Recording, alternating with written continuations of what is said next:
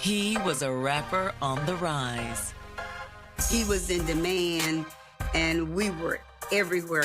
Hey, we on the way to the next destination. Y'all get ready. His talent was undeniable. He was really on his way. She was his #1 fan. She really did support his dreams and his goals. She was his muse. But then, the music stopped. There was a pool of blood gathering around him. I couldn't believe it. It gotta be a nightmare. Would this up-and-coming rapper's career end before it really got started? There might have been some type of abuse. She knew that he wasn't good for her. Or would he have one last video to drop? The detectives had really never seen anything like this. It made me so angry. Y'all see this?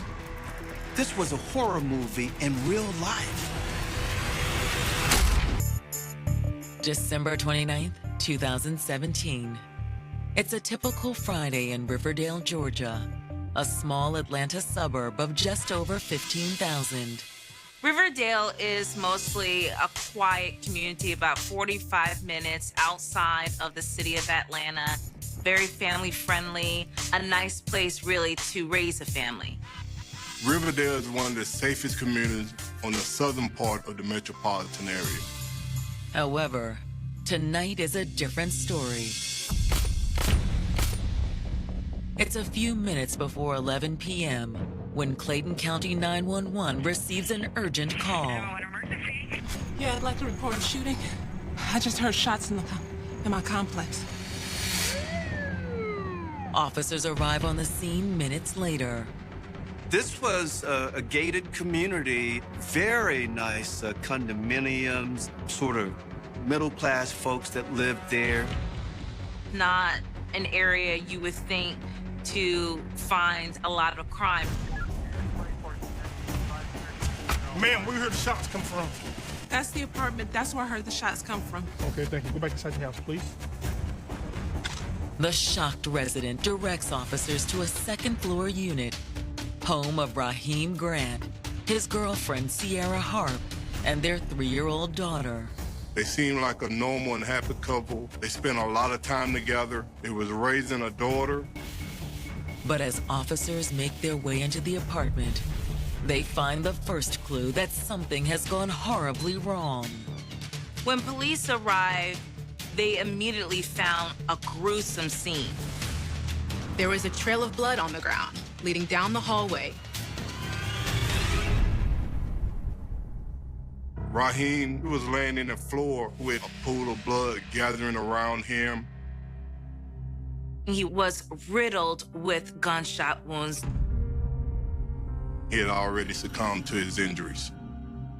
But there was no sign of Sierra or the couple's 3-year-old child. 36 Alpha. Go ahead and start major crimes. Who has targeted this star on the rise?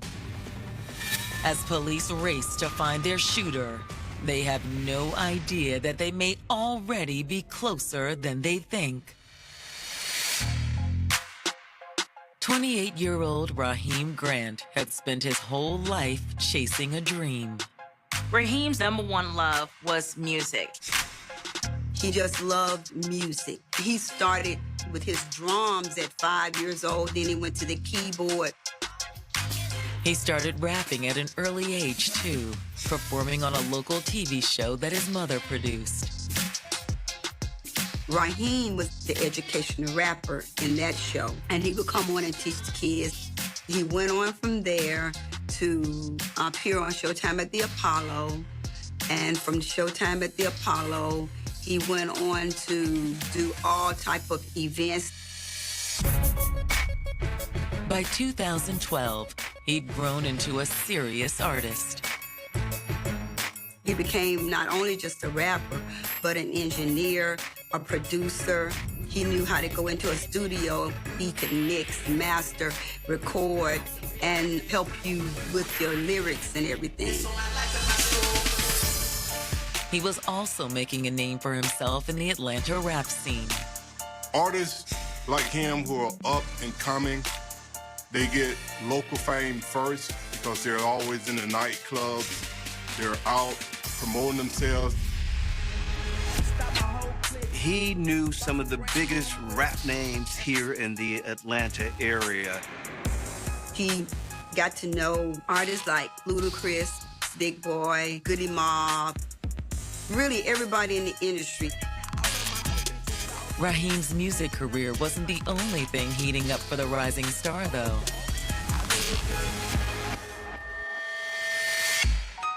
He was also lucky in love after a chance encounter with 28-year-old Ciara Harp in 2013. She said she saw him and said, "Oh my goodness, he is so fine. I gotta have him." So she went over where he was and she introduced herself. And she told him, I know you. I've seen you before. Raheem played it cool, like there was no big thing that she recognized him. Soon, Ciara and Raheem were seeing one another, casually. She was dealing with a whole lot of other guys, and he had a concomitant of people around him, girls especially. But within a few months, their casual relationship had taken a serious turn. Ciara told Raheem she was pregnant. We went and did the blood test, and it came out to be his, and he was just shocked, like, I can't believe this. However, once his little girl was born, Raheem's shock turned to devotion. He looked at her, he said, "Okay, come on, shawty. You're gonna have to hang with Daddy now." And from that day on, he took her everywhere. Ciara was just as devoted to Raheem. She was in love with him. She supported him in his craft. We made her like, a part of the family. While Ciara bonded with Raheem's mother, he embraced fatherhood. He became a totally different person. He became in dad mode, and he started to get away from just having a fun as opposed to, I have a daughter and now I have to take responsibility. He's a loving father who was getting his life on the right track. However, even as Raheem and Ciara were putting down roots, his rap career was about to blow up. He was in demand, and we were everywhere. His mom was his manager. Ciara was his #1 fan, really, and he was really on his way. He was getting ready to go to Vegas, and he was getting ready to tour. They were looking forward to big and better things coming for Raheem. But Raheem's breakthrough tour would never happen. Responding to a 911 call, police have just found the rapper's bullet-riddled body on the floor of his apartment hallway. Raheem was dead. There was no way to really save him. But where are Ciara and the couple's 3-year-old daughter? Looking around, officers noticed a trail of blood that led out of the apartment. Police follow the blood to a neighboring unit in the building, where they find Ciara covered in blood. She was in bad shape. She had stab wounds to her body. And when the officers ask Ciara what happened, she's anything but clear. You don't know what I've been through. At the end of 2017, Raheem Grant and his girlfriend, Ciara Harp, were poised to conquer the music world. Raheem had some traction in his career. He was starting to gain some fame. He was just about to go on a tour around the country with his music. But just a few days before the new year begins, Raheem and Ciara's fantasy life has turned into a nightmare. After officers responded to a report of shots fired, police found Raheem dead in his apartment. Police find Sierra in a neighbor's apartment, alive but bloody and battered. They have to figure out, did these two people attack each other or did someone attack these two people? Unfortunately, Sierra is in no condition to help them. You don't know what I've been through. Sierra was in an emotional state that was somewhat uncontrollable. Police couldn't get a coherent answer out of her. Hey, what's going on? Things are further confused when an EMT arrives to aid Sierra. She was stabbed several times in the leg. Cuts to her lower extremity, both legs had wounds on them. They actually had to take her to a hospital. The couple's 3-year-old daughter is taken to the hospital too. Sierra and Raheem's daughter appeared unharmed, but EMTs still wanted to give her a full evaluation. While the EMTs transport Sierra and her daughter to the emergency room, homicide detectives from the Clayton County Sheriff's Department arrive on the scene. They start taking notes on what evidence needs to be collected. All those things will help and lead to a greater chance of solving the crime. Detectives also talk to the neighbor who lives in the apartment where the officers found Sierra. So, how did Sierra come to be at your apartment this evening? Well, I heard gunshots, and I was about to call 911 when Sierra showed up at my door. She runs over to the neighbor's house. She's running to safety. Any idea what happened? No, I just heard shots, and then she showed up. She did tell police that Sierra gave her a gun. The detectives take the gun, a .380 automatic, into evidence. Police asked that neighbor if Sierra would ever shoot Raheem if they had any problems whatsoever. Well, they seemed like a perfect couple to me. The little girl was precious. From the neighbors, detectives retrace Sierra's steps to where Raheem lies dead inside their apartment. As you walk into the apartment, he was lying face down. Detectives find a bloody knife on the bathroom counter, not far from Raheem's body. It wasn't a kitchen knife. It was clearly a weapon with a sharp, double-edged blade. Other evidence allows detectives to tentatively reconstruct what happened. They found evidence that was indicative of a struggle. There was blood stains, there was holes in the wall, and he was laying in the floor, partially straddling the entrance to the bathroom. The mirror that was right behind Raheem's body was shattered into pieces. There's little to indicate exactly why the shooting occurred, but detectives have a hunch. It could appear that this was a domestic incident, but it would be irresponsible to jump to conclusions based on what you have in front of you. You try to look at how the person lived and see if the lifestyle might have contributed to what happened that evening. Raheem was up and coming in the Atlanta rap scene. Detectives had to consider the possibility that this was some kind of beef or altercation with another rapper. Then, detectives find evidence that potentially rules out the theory that the shooter came from outside. They found several .380 caliber shell casings around his body, which right away matched the gun they found at the neighbors. This suggested that Sierra was, in fact, the one to shoot Raheem, but it still wasn't clear why. It all appeared to line up with a self-defense type shooting. On the floor near his body, detectives recover what they believe is Raheem's phone. There's a passcode on it, so they can't get into it right away. Elsewhere in the apartment, detectives also find a small amount of marijuana. It appeared to be Raheem's personal stash. Next, detectives speak with a neighbor who had called the shooting in to the police. She says that she's shocked by what's happened. The neighbors only had good things to say about Raheem and Sierra. But does this seemingly happy couple have a deadly secret? Detectives really needed to talk to Sierra. Detectives wondered if there was a history of abuse. Could Raheem have attacked her? Was that how she ended up with stab wounds on her legs?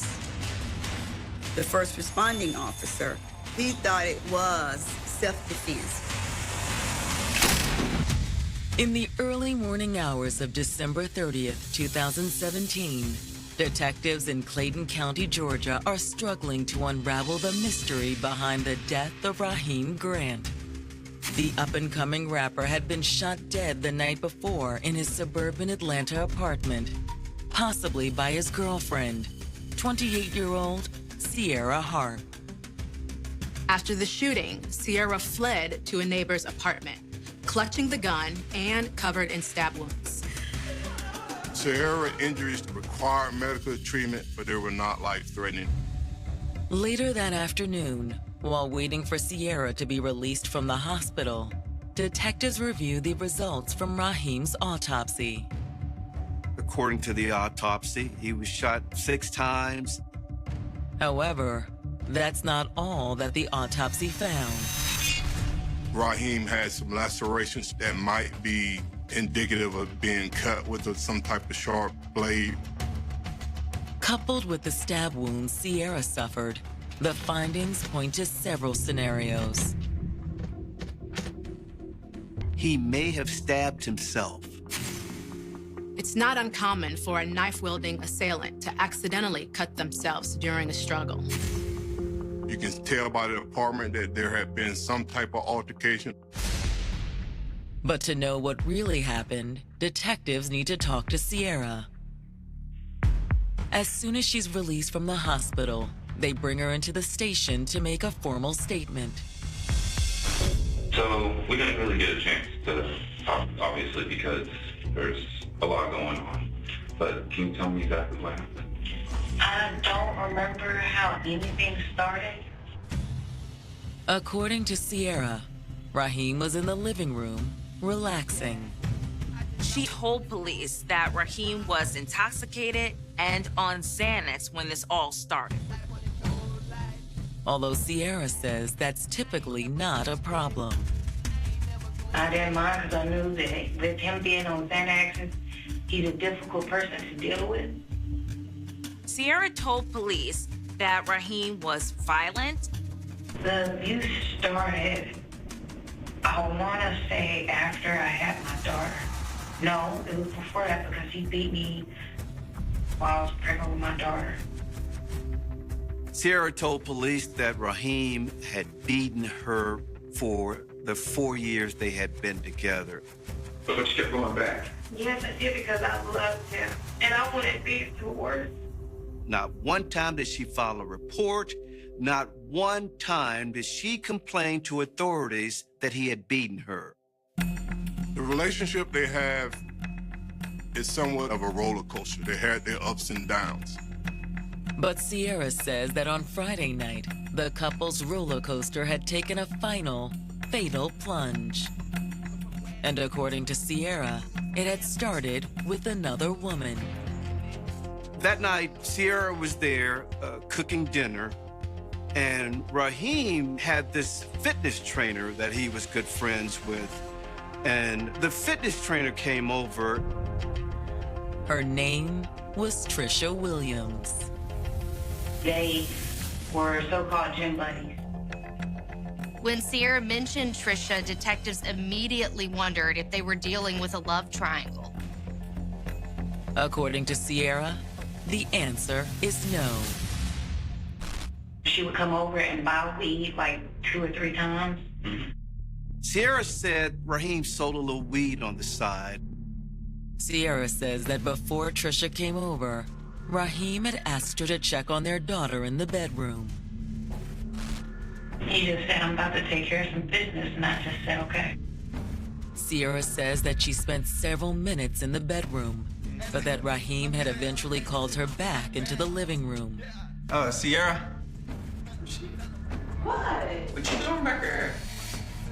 He called me out of the room while she was there, and so I just walked back to the room. Right. However, according to Sierra, it was a fatal mistake. One thing Sierra pointed out is that Raheem hated to be ignored. Yo, what's your problem? The brush-off was enough to enrage Raheem. Sierra said that as she was making her way back to the bedroom, Raheem confronted her. He said something. I don't remember what he was saying. Did you fight him? No, I did not. I knew better than do that. The first time I ever tried to hit him back, he knocked my ass unconscious. I mean, let's talk about it. Next, Sierra says the more she tried to defuse the situation, the angrier Raheem became. I mean, if that's what it takes. She said he is so mad with her until it was uncontrollable. Trisha heard the fight and then left in a hurry. With Trisha gone, Sierra says Raheem became even more violent. He came after me and he hit me. He hit me 2 to 3 times. I fell to the floor. Sierra says that when she hit the floor, her knife fell out of her pocket. She said she carried a knife routinely for self-protection. But Sierra says that on the night he died, Raheem had turned the knife on her. He said, "Oh, so you were gonna stab me?" And I'm screaming, "No, I wasn't gonna stab you." Sierra says that Raheem, high and enraged, had ignored her pleas. According to Sierra, Raheem started stabbing at her leg. He was trying to stab me in my stomach, but I brought my knees up to where he couldn't stab me in my stomach. She told police that she was kicking her legs, trying to kick him away. Detectives suspected that this may have been how the knife ended up cutting Raheem. With Raheem wounded, Sierra says that she tried to scramble to her feet. I was trying to push myself up off the ground to get up, and I was spilling around because I had blood and tears in my eyes. As Sierra fumbled around, her hand brushed something. She said she came in contact with a gun. Where's the gun normally? On him, in his pocket. During the struggle, that weapon fell out. And according to Sierra, what happened next was pure instinct. I couldn't see anything. I just started shooting. Wherever I heard him, I wasn't trying to kill him. Questioned by detectives after her release from the hospital, 28-year-old Sierra Harp has just confessed to killing her boyfriend, Raheem Grant, an up-and-coming rap artist and the father of Sierra's child.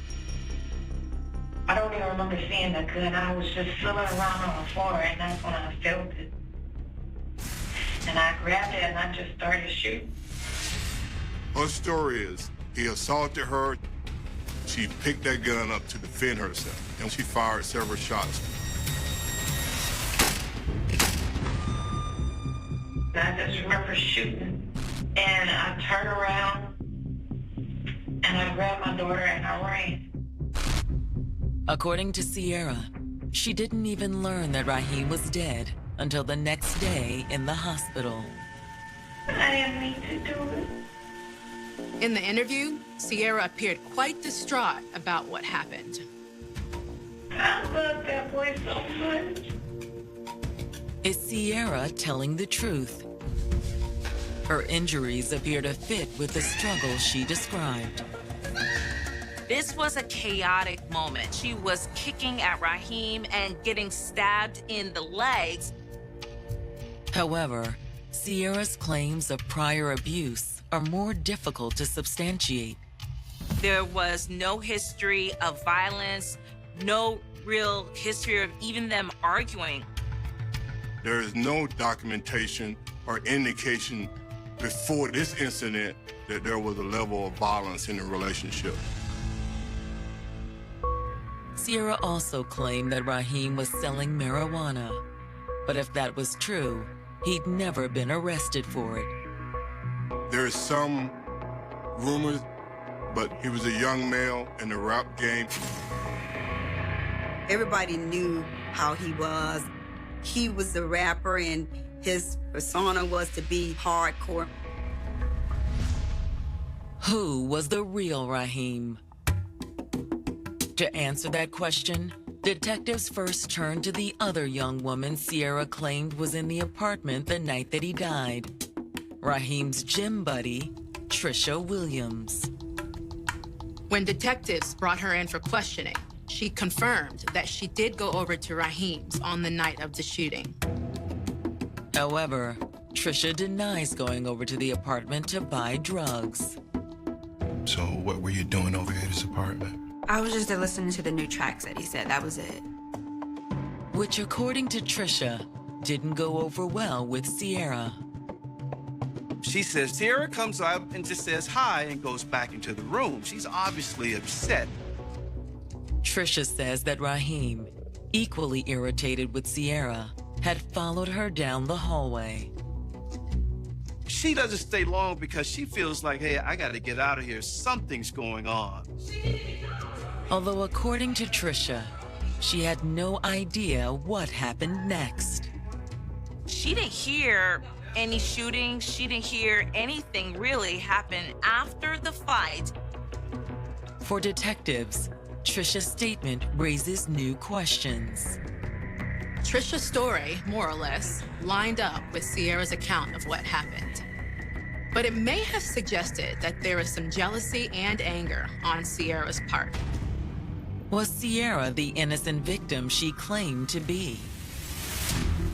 Detectives turn to Raheem's mother in hopes that she can shed some light on her son's relationship with Sierra. Raheem and his mother were very close. The mother was Raheem's manager. When Geraldine Bryson comes down to the station for an interview, she's still struggling to process the news of her son's death. I couldn't believe it. It was like a dream. I'm like, it gotta be a nightmare. The identity of her son's killer is an even bigger shock. I would have thinking it was like a guy or something that he had probably gotten into it with other, rappers, hating on one another. But when detectives explain the details of how Raheem supposedly died, his mother's shock turns to anger, and she offers a new theory. It just hit me. She murdered him. Murdered my son. Why do you say that? Because their relationship was basically over. He was only hanging in there for the sake of his daughter. Raheem's mother told police that Sierra was not handling Raheem's fame too well and didn't like all of this newfound attention. She was just getting so possessive. Sierra will often get jealous and also paranoid. If a girl or something came on and his Facebook and she saw him, she would say, "Why are you talking to my boyfriend? That's my man, and that's my baby daddy, and you better leave him alone." Raheem's mother says she'd urged her son to end the relationship. It was toxic. She was obsessive, she was jealous, and I tried to get him to see that. His mother also says that in recent months, Raheem had come to realize that she was right. He said, "You're just gonna be the mother of my child. That's what you are, and that's just it." But Raheem's mother also says Sierra didn't seem willing to accept the impending breakup. He was saying that, she had made a statement that, I could just tell the police you did something to me, and then they would come and arrest you. Fearing Sierra might follow through on her threat, Raheem's mother says she'd offered her son some advice. I said, "Listen to me. If you feel uncomfortable at any point in time, just video everything. That way, if the police come in, you'll have some backup for you to tell what happened." But now Raheem's mother wondered if her son's phone would reveal the truth about his death. I told them Have you checked his phone? There might be proof that could help with this case.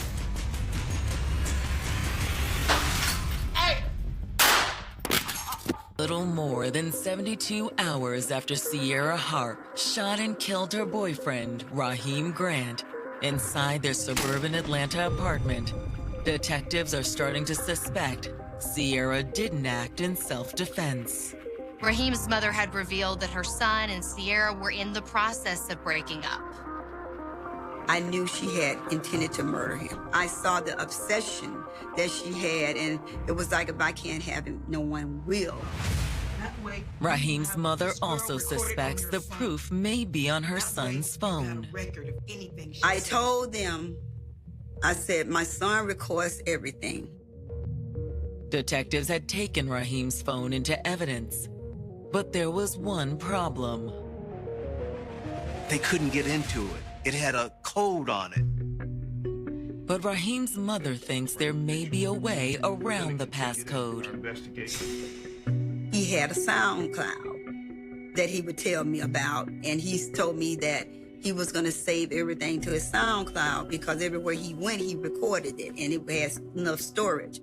So I told them, about the storage. Detectives serve a search warrant to the cloud storage company and soon have access to everything Raheem recorded, including the night he died. There are actually 4 videos. 4 separate videos. They'd automatically been uploaded to Raheem's cloud account. They got a treasure trove of evidence. Nothing is more reliable than recorded video.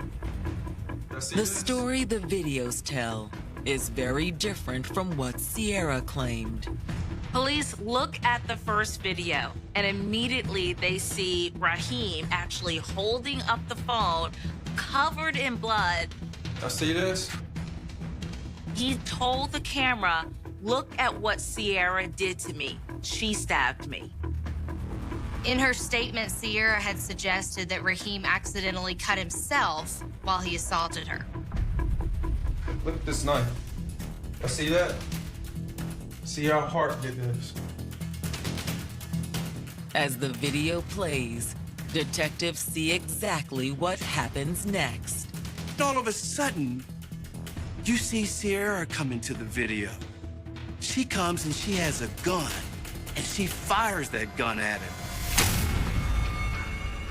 You hear gunshots, then you hear the glass shatter.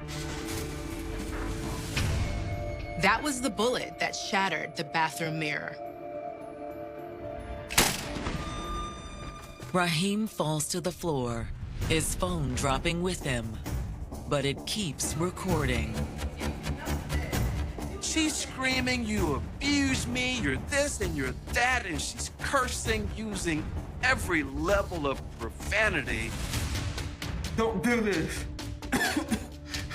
You know that I love you. She continues to scream, and then there's another shot.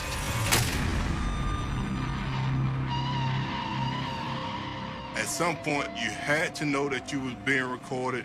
She had to see him with the cell phone, but that had no effect on her decision. I'm dead, baby. I'm dead. Seconds later, the first video stops, but Raheem was wrong. He's not dead, and his ordeal is just beginning. 2 minutes after the first video ends, a second begins. He's been beating me for the past 4 years. And this time, Sierra was holding the camera. This was real, and it was live, and it was happening, and it just wouldn't stop. And contrary to her previous claims, Sierra certainly isn't doing anything to stop what's happening. Loved you. She never tried to provide any assistance or mitigate his injuries after she caused them. Sierra had a phone, and Raheem was on the floor, shot and bleeding. But she didn't dial 911 or do anything to save him. He's telling her to call me. He said, call my mom. We're going to just say it's an accident. And she's like, hell no, I'm not calling. she's telling Raheem that she's sick of him and sick of his abuse. And you abused me, you know that! You know that! And yeah, you mistreated me! The whole time, he was more so trying to negotiate her down to keep her from doing this. You hear him, he's telling Sierra to please stop, telling her that he'll tell police that it was all him. I'm gonna tell her it was an accident. He even begs for his daughter. He wants to hold his daughter one last time. Please let me kiss her, please. Then you hear Sierra tell him no. If he wants to see his daughter, he's gonna have to crawl to her. You can kiss her, crawl to her. She was just angry, and it came across on the video. The third video made it clear that Sierra didn't care about consequences. They gonna lock you up for life. I don't care. It was difficult to watch. Everything about this video is awful. But the worst is yet to come. My grandbaby was in it. You hear their child in the background call out for her father. That 3-year-old little girl, she had to watch her father die. She saw the fear in his daughter's eyes, and then that's when she shot him again. Detectives have just uncovered shocking videos of Sierra Harp taunting her dying boyfriend as she shoots him again and again. In those videos, you see her shooting him while he begs for his daughter. And she continues to shoot. It wasn't like I thought it would be bang, bang, bang, bang, bang. He was dead. No, I had to endure 19 minutes. And just to watch that, I am just heartbroken, just made. The detectives actually said that the videos stopped them in their tracks. They said they had really never seen anything like this. But Sierra still isn't done. After Raheem is dead, she records one more video. I do not care if I go to jail for the rest of my life. I do not care what happens to me because I love you. For Raheem's mother, there's no mistaking the meaning of Sierra's final statement. She just decided to be wicked and evil and just want to kill him because if you couldn't have him, no one else will. But for detectives, the videos reveal something else. There was absolutely no evidence that Sierra acted in self-defense. Sierra said that the injuries to her legs was caused before she even fired a single shot. But if you watch the video, as she appeared in the video, you can see on her legs there are no injuries. Instead, detectives believe there's a far more damning explanation for the injuries Sierra suffered. They believe she actually took a knife and stabbed her own legs to make herself look like she was the victim. How could anybody be that cold-hearted and to do this and then turn around playing the victim and knowing what you had done? Now that detectives know the truth, they place Sierra under arrest for murder.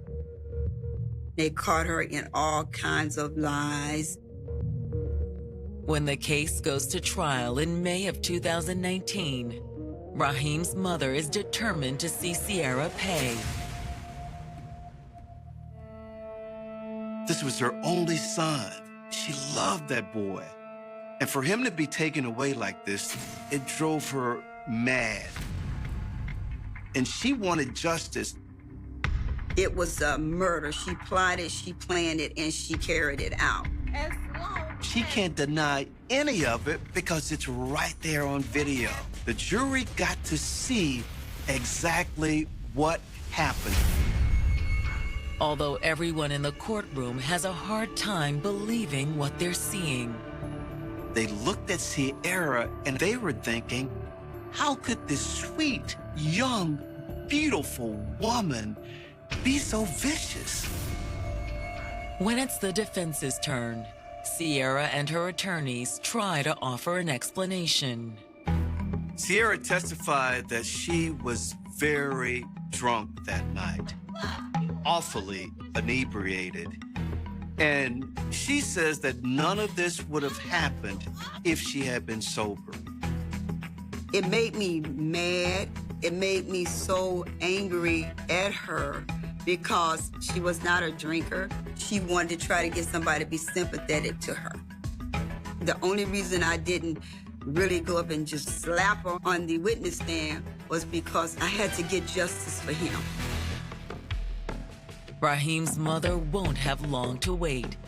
After only a few hours of deliberation, the jury makes its decision. The jury reviewed those videos and found Sierra guilty of murder. The evidence against Sierra was overwhelming.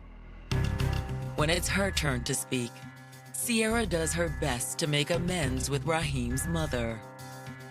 She apologized to me for what she had done, and she didn't mean to do it. And I told her, yes, you did. You showed no mercy for my son, Sierra, and I asked the court to show no mercy for you. Sierra's mom also speaks at her daughter's sentencing. You reveled in disrespect, foolery, and ignorance. Wherever you went, chaos and trouble was sure to follow. Her mother wanted her to be locked up for the maximum that the law would allow. Can you imagine that? A mother has that type of animosity toward her daughter. It's animosity that Sierra clearly shares. Sierra sat there as her mother spoke, and she had the meanest glare. She stared her mother down as if, how could you?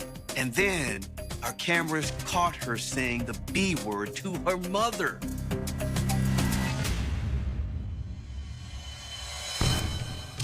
But will her mother's statement or Sierra's angry reaction have any influence on the outcome of her sentencing? Sierra was sentenced to 125 years behind bars. That judge, I believe his words were that she was a menace and she didn't deserve to walk the streets again. Although even 125 years isn't enough to satisfy a mother who's lost her only son. Jail is too good for her. I thought she should have got the death penalty. And a lot of people be like, you have to forgive her. No, I don't have to forgive her. My son meant so much to me. It was like my whole world just got destroyed. The blood in a family line carries more than just traits. Sometimes it carries a body. For 34 years, the floorboards of an ordinary split-level home in a manicured suburb of Columbus, Ohio, held a frequency that no one could hear, but everyone could feel. It was the frequency of absolute, terrifying silence. A missing person poster from 1992 yellowing in a police archive, a mother who vanished on a Tuesday afternoon while her pot roast was still simmering in the oven, and a town that eventually learned to swallow its questions to preserve its peace. They called it a cold case, a sterile label for a multi-decade haunting that chewed through the sanity of those left behind. But a cold case is never truly dead. It is merely a theater of violence waiting for the ice to melt. The ice didn't just melt in Ohio. It shattered under the weight of a dying man's breath, unleashing a structural collapse of an entire family history. Picture the baseline of a suburban dream. A perfect lawn, a station wagon in the driveway, and a secret buried so deep within the structural foundation of the household that 3 generations grew up walking over the very spot where a life had been violently extinguished. There were no sirens on the day she disappeared. There was no signs of a break-in, no blood-spattered walls, No frantic calls to 911. Just an empty kitchen, a ticking clock, and an entire life dropped mid-sentence. The local sheriff's department ran through the standard checklist, checked the hospitals, checked the train stations, interviewed the neighbors who saw nothing but the mailman. By the third month, the ink on the file was dry. The husband wept on camera, his hands shaking as he held up a high school portrait of his wife, pleading for any drifter or stranger who might have snatched her to bring her home. The community wrapped their arms around him, cooked him casseroles, watched his children grow up, and praised his quiet resilience. He became a monument of tragic survival, a pillar of the neighborhood who carried his grief like a badge of honor. No one looked closer at the concrete floor of the basement workshop he poured himself into just 3 days after the disappearance. No one questioned why a man who hated manual labor suddenly became obsessed with laying a new foundation for his tool bench. The dark irony of rural and suburban Ohio is how easily the land consumes a secret, how the shifting seasons and the heavy winter snows can sanitize the memory of a scream until it sounds like nothing more than the wind rattling the sycamore trees. The decades rolled over the town like a slow-moving fog, erasing the sharp edges of the initial panic and replacing them with a dull, historical ache. The children grew into adults, carrying a phantom mother in their minds, a figure defined entirely by her absence. They went to college, they got married, they brought their own children back to that same house for Thanksgiving dinners, sitting above the dark void, laughing and passing the gravy while the architect of their existence sat at the head of the table, cutting the turkey with an unnerving, clinical precision. The detective who originally took the report retired, his notebooks boxed up and tossed into a garage, a single sticky note attached to the front. Find her. But how do you find someone who has been unmade? Forensic science changed, the world transitioned from paper to digital, and the 1992 disappearance became a legacy file, a ghost story passed down to rookie deputies as a warning about the cases that will eat you alive from the inside out. Every year on the anniversary, the local newspaper would run a 3-paragraph retrospective, a tiny square of newsprint tucked between the high school sports scores and the grocery coupons, a microscopic scream in a valley of noise. The family never talked about it anymore. It was an unspoken rule, a boundary line drawn in the dirt of their collective consciousness that no one was brave enough to cross. To question the disappearance was to question the reality they had built, to pull at a loose thread that threatened to unravel the entire fabric of their survival. They assumed she had run away, or that a nameless predator lurking on the interstate had picked her out of a crowd and dragged her into the shadows of history. They never looked at the man who tucked them into bed at night, the man whose hands were always scrubbed raw with heavy industrial soap, the man who never, under any circumstances, allowed anyone else to go down into the cellar alone. The house became a temple of denial, a beautifully maintained monument to an unacknowledged horror, its pristine white siding hiding a rot that was slowly eating away at the family marrow until there was nothing left but a shell of normalcy waiting for a sudden hammer blow to reduce it to dust. The hammer blow didn't come from a new lead or a tracking dog. It came from a cellular mutation. In the spring of 2026, the patriarch's body began to fail him, his lungs filling with fluid, his mind fracturing under the dual assault of aggressive oncology treatments and the terrifying approach of the infinite. A deathbed is a strange confessional. It strips away the vanity of survival, leaving nothing but the raw, naked terror of what comes after the final breath. The old man was hooked up to a dozen monitors in a sterile hospice room in downtown Columbus, the rhythmic beep of the cardiac machine acting as a metronome for a countdown he couldn't stop. His children stood around him, holding his wrinkled hands, offering the soft, comfortable lies that families tell the dying to ease them into the dark. But he didn't want comfort. He wanted an exit strategy from his own conscience. The nurse on duty noticed the shift first, the sudden spike in his heart rate every time the room grew quiet, the way his eyes would track the shadows in the corner, as if he were seeing someone who wasn't there. He began to mumble, his words a messy soup of faded memories, old addresses, and names that hadn't been spoken in 34 years. The son leaned in close, expecting a final blessing or a statement of love, but what he caught was a sequence of instructions. It was a cold, clinical blueprint for an excavation. The old man's voice, usually a gravelly whisper, suddenly cleared, carrying a terrifying authority that froze the blood in the room. He didn't say he was sorry. He didn't ask for forgiveness. He simply stated the location of the valve, the thickness of the concrete, and the depth of the earth beneath the workbench. The revelation didn't just rock the family, it fractured their sanity. The son backed away from the bed as if he had been struck by lightning, his hands hitting the sterile wall of the hospital room, looking at the man who had raised him not as a father, but as a stranger who had been wearing his father's skin for 3 decades. The emergency call to the police wasn't a request for an investigation. It was a desperate plea to stop a nightmare from breaking through into the daylight. Within 2 hours, the precinct was a hive of activity, old cardboard boxes being dragged out of the dark, dust flying from the master files as detectives who weren't even born in 1992 stared at the black and white photos of a smiling woman whose final resting place had just been mapped out on a hospital napkin. The caravan of unmarked police cruisers and forensic vans pulled onto the quiet suburban street just as the sun was beginning to dip below the horizon, casting long, bruised shadows across the neatly trimmed lawns. The neighbors came out onto their porches, their faces illuminated by the strobe-like flash of the red and blue emergency lights. There was no noise, no shouting, just the heavy, deliberate thud of tactical boots moving toward the back door of the split-level home.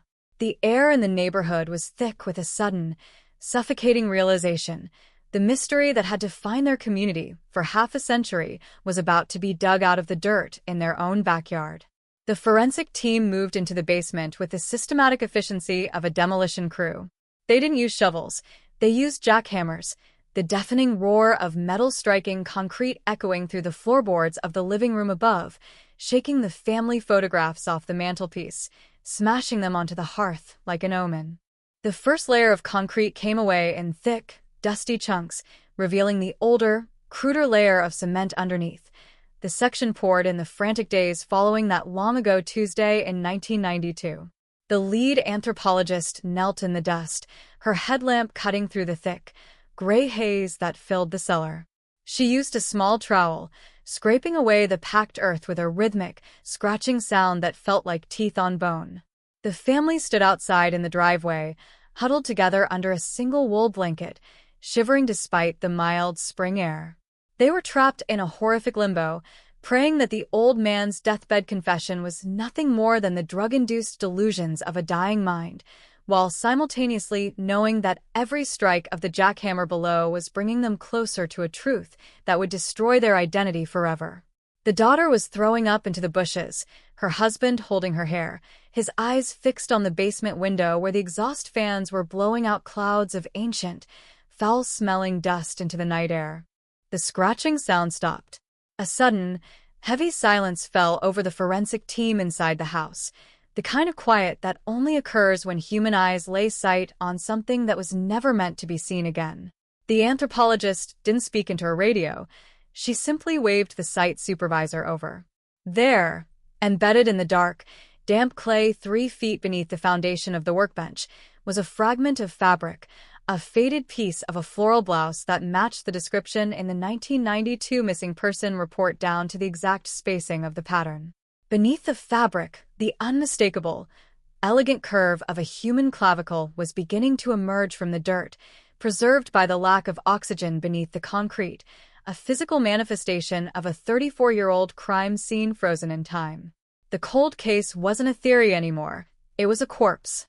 The extraction was an agonizingly slow process that lasted until the early hours of the morning.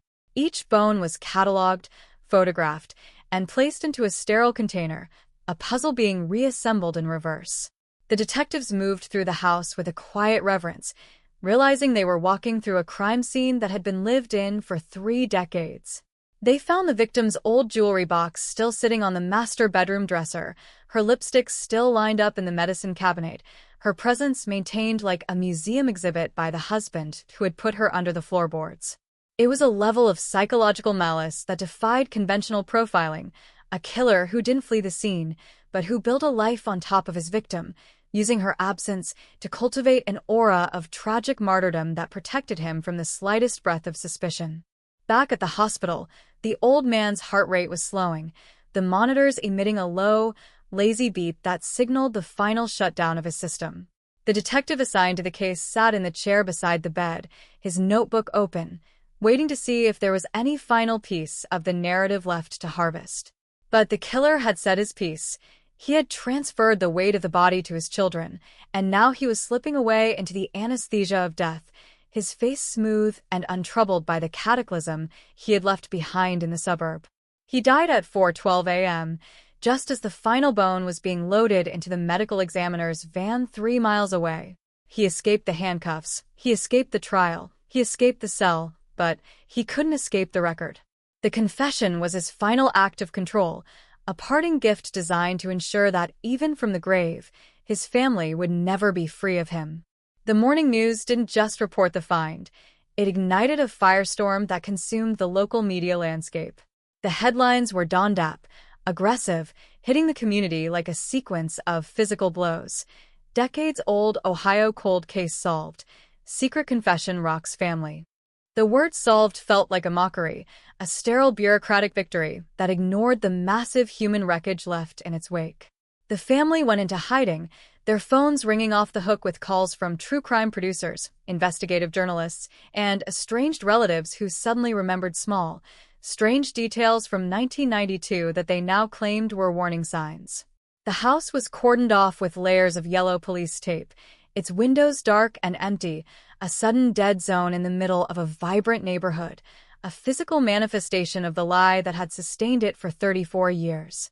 The true horror of the case wasn't the violence of the act itself, but the duration of the deception. The community began to look backward, reevaluating every interaction they had ever had with the patriarch. They remembered him at neighborhood barbecues, at Little League games, at church services, standing in the light, smiling and shaking hands, while the entire time, the truth was rotting in his basement. The collective trust of the town was shattered. If a man could look that innocent, if he could play the part of the grieving widow so perfectly for 3 decades while hiding a body under his workbench, then who else in their quiet, tree-lined streets was living a double life? The suspicion crept into every house, turning neighbors against each other, transforming long-standing friendships into engines of doubt and anxiety. The forensic laboratory in Columbus became the final battleground for the truth.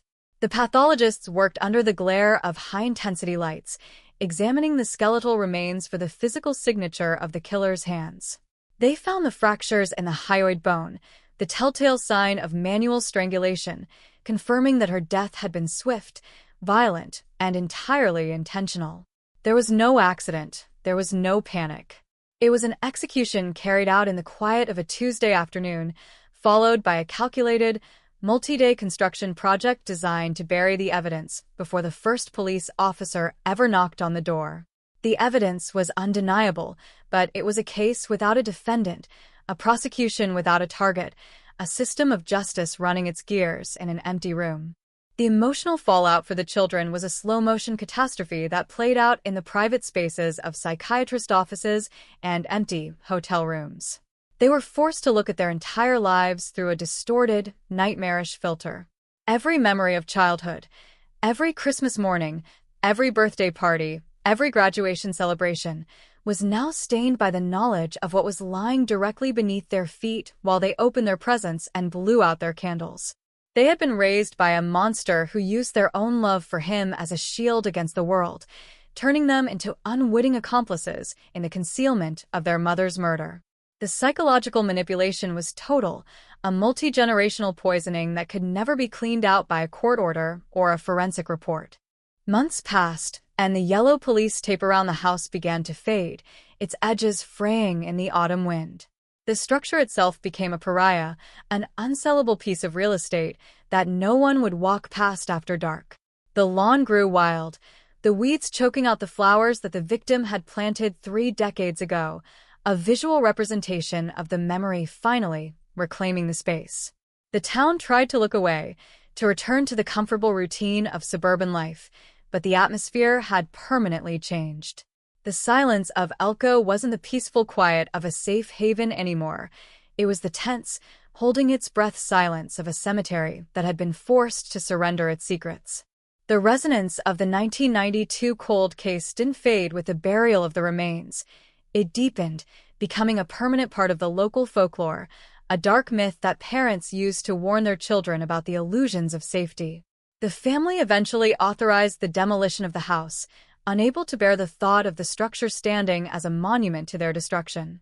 The day the excavators tore down the walls, a crowd gathered on the sidewalk, watching in silence as the wood and plaster were crushed into rubble and loaded into dump trucks.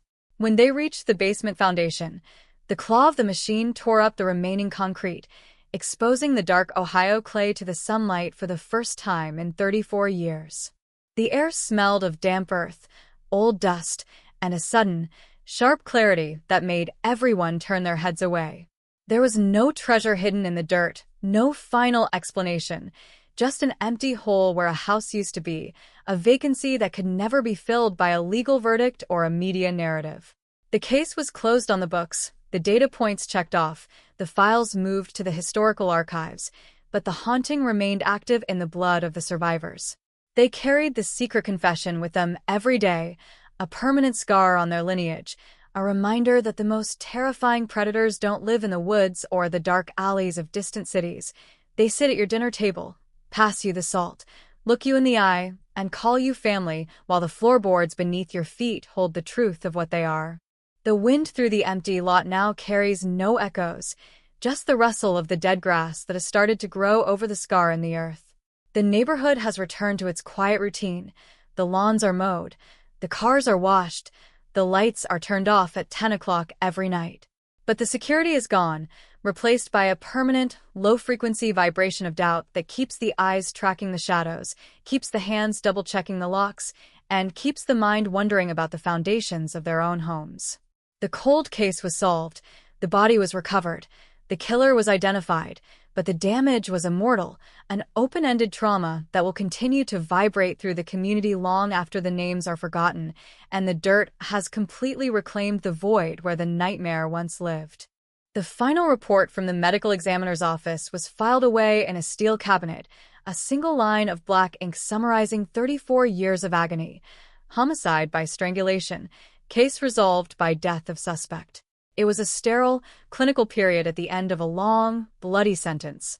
The family stopped answering the phone entirely, retreating into a private wilderness of grief and reconstruction, trying to build a new identity out of the wreckage of the old one. They knew that the truth hadn't set them free. It had simply changed the shape of their prison, moving them from a cell of ignorance into a yard of devastating clarity. The sun sets over Ohio now with a heavy, golden light that seems to struggle to penetrate the density of the earth. The memory of the 1992 Tuesday afternoon has been officially codified into the history of the state, a reference point for forensic students and legal historians. But for those who walked those halls, who lived above the cement, and who heard the old man's final, raspy blueprint for the excavation, the story will never be historical. It will always be a living, breathing thing, an active current in their veins, a voice that whispers in the dark of every basement, reminding them that some secrets are so heavy they will pull down the entire house just to find their way to the light. The machines have left the lot, the crowd has dispersed, and the silence has returned to the street. It is a clean, manicured vacancy now, a smooth patch of green grass that looks exactly like every other lawn in the suburb. But the ground remembers. The dirt holds the memory of the shape that lay within it for 3 decades, and no amount of topsoil or grass seed can change the history of the space. The neighborhood lives with the knowledge of the fault line beneath their feet, a collective awareness that the line between the ordinary and the unthinkable is thinner than a layer of suburb cement, and twice as fragile when the truth finally decides to breathe. The memory of October 1992 had been meticulously scrubbed from the physical surfaces of that Columbus suburb, but you cannot wash a stain out of the air. When the first police report was filed 34 years ago, it was logged as a standard missing persons inquiry, a temporary anomaly in a neighborhood where the biggest daily crisis was a broken lawnmower or a stray dog. The initial paperwork described a 38-year-old mother of 2, a woman whose life was measured in PDA meetings, supermarket coupons, and the predictable rhythms of domestic stability. But when a human being vanishes from the center of their own home without a single footprint leading away from the door, the ordinary world tilts on its axis, exposing a terrifying vertical drop into the unknown. In those early hours of the 1992 investigation, the house on Elmwood Drive was a theater of frantic, uncoordinated activity. Neighbors stood in small, whispering circles on the sidewalk, watching the flashing amber lights of the county surveyor's vehicle and the single, unmarked cruiser of the lead detective. Inside, the atmosphere was thick with the scent of a dinner that had been interrupted mid-gesture. The pot roast was still sitting on the stovetop, its fat congealing into a cold, white skin. A grocery list was pinned to the refrigerator with a magnetic fruit basket, the ink fresh, the items listing things the family would never need again. There was no signs of forced entry, no broken glass, no defensive wounds gouged into the wood of the door frames. It was an erasure so complete that it looked like an act of magic, a sudden, clean subtraction from the physical universe. The husband, his face a mask of pale, sweating disbelief, had sat at the Formica kitchen table, his fingers constantly drumming against a pack of cigarettes he hadn't opened. He spoke to the officers in a flat, monotone drone, repeating the same sequence of events like a script he was trying to memorize in real time. He had been at the auto body shop until 5. He had stopped at the hardware store for a box of galvanized nails. He had come home to find the front door unlocked and the house empty. The children were still at after-school care, waiting for a pickup that never came. Every detail was mundane, every timestamp checked out against the receipts found in his wallet, creating a flawless perimeter of innocence that the primitive investigative tools of the 90s simply could not penetrate. The initial search of the property was an exercise in superficiality. In 1992, without the benefit of ground-penetrating radar or advanced chemical signatures like luminol, a crime scene search was limited to what the human eye could detect under the beam of a high-powered flashlight. The deputies walked through the bedrooms, checked the closets, ran their hands behind the heavy winter coats hanging in the mudroom, and poked their batons into the crawl spaces beneath the porch. When they descended into the basement, a damp, low-ceilinged space that smelled of coal dust and old newspapers, they found the husband's workshop. It was a chaotic archive of mid-century machinery, a massive iron drill press, shelves of antique oil cans, and a heavy wooden workbench that looked like it had been bolted to the concrete floor since the house was built.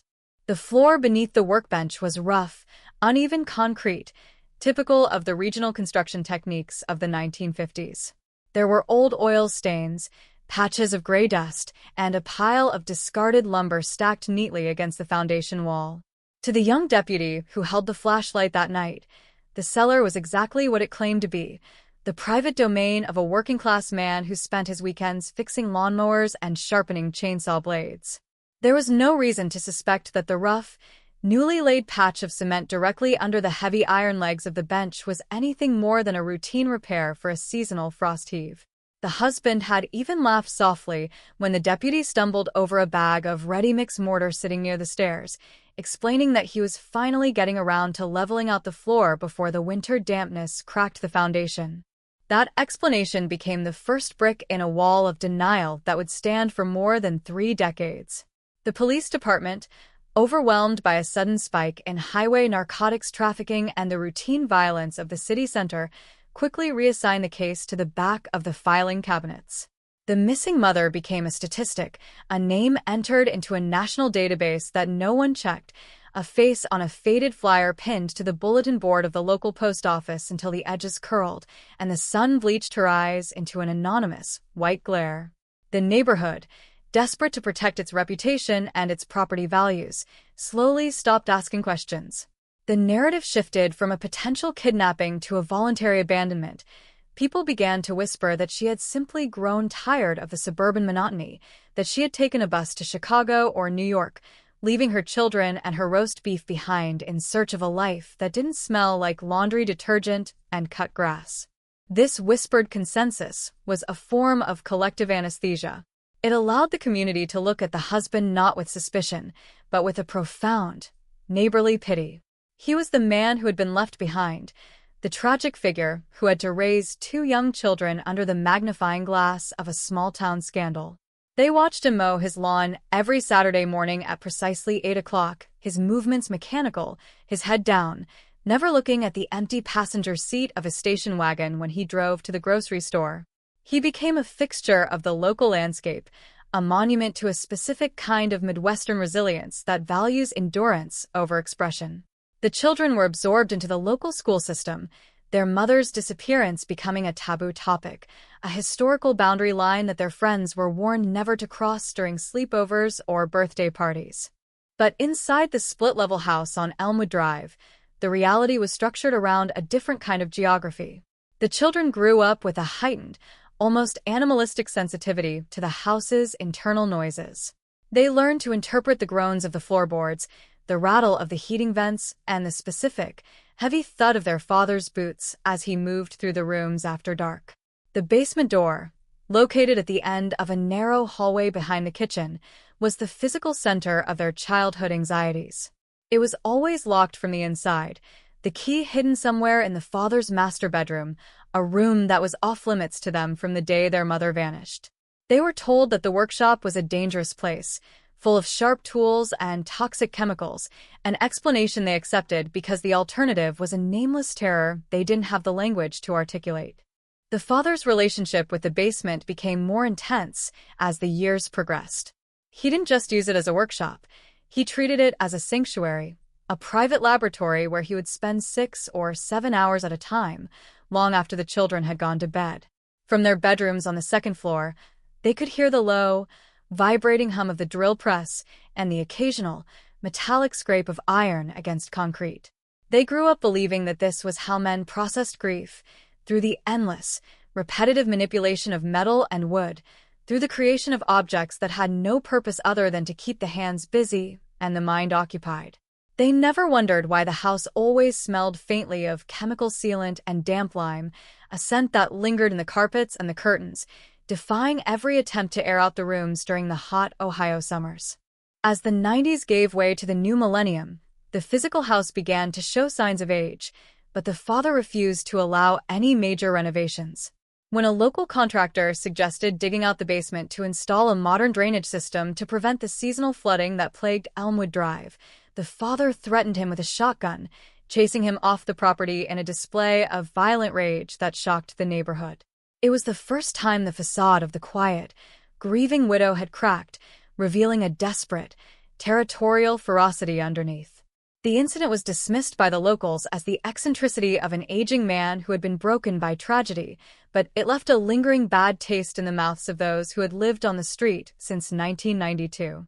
They began to notice the way he watched the property lines, the way he would sit on his porch until 3 a.m, watching the empty street with a loaded rifle resting across his knees. The children eventually left the house, driven away by an atmospheric pressure they couldn't name but could no longer survive. The son moved to Cleveland, the daughter to Cincinnati, both of them creating lives that were defined by their distance from Columbus. They married people who had never heard of the 1992 disappearance, built homes that were bright, airy, and entirely devoid of basements.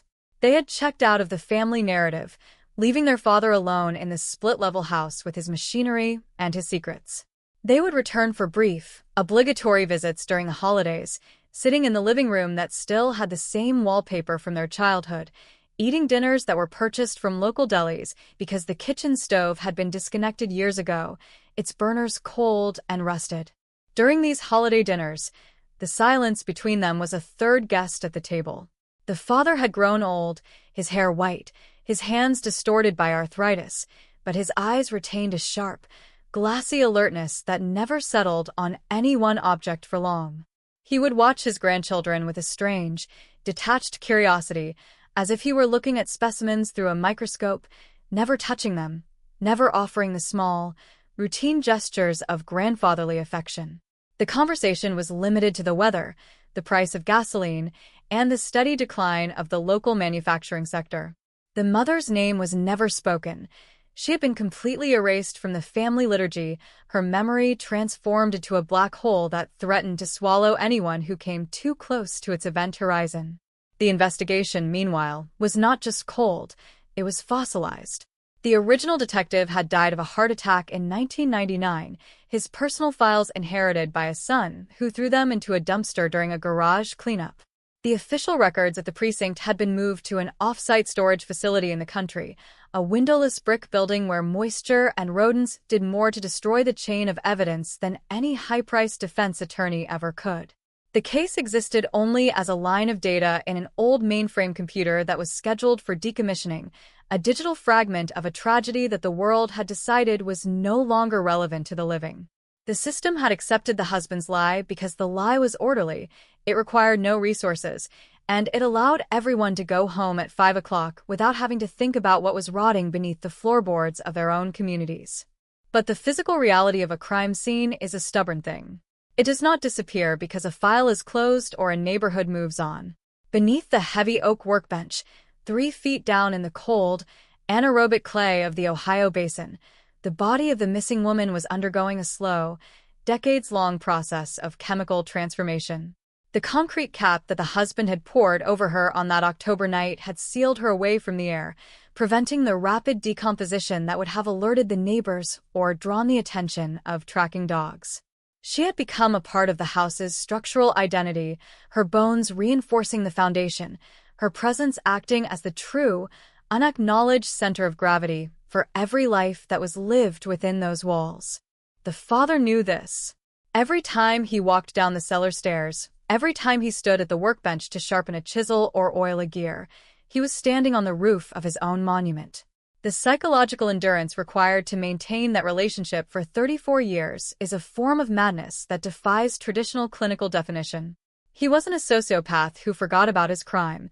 He was a tenant who lived in constant, intimate contact with it. He had built his entire post-1992 existence around the preservation of that spot, transforming his daily routine into a series of preventative maintenance checks designed to ensure that the earth never shifted, that the concrete never cracked, and that the silence of Elmwood Drive remained unbroken until he was no longer around to face the music. The tension between the public image of the tragic survivor and the private reality of the basement executioner was a current that ran through the family's bloodline, manifesting as a collective, multi-generational anxiety that none of them could escape.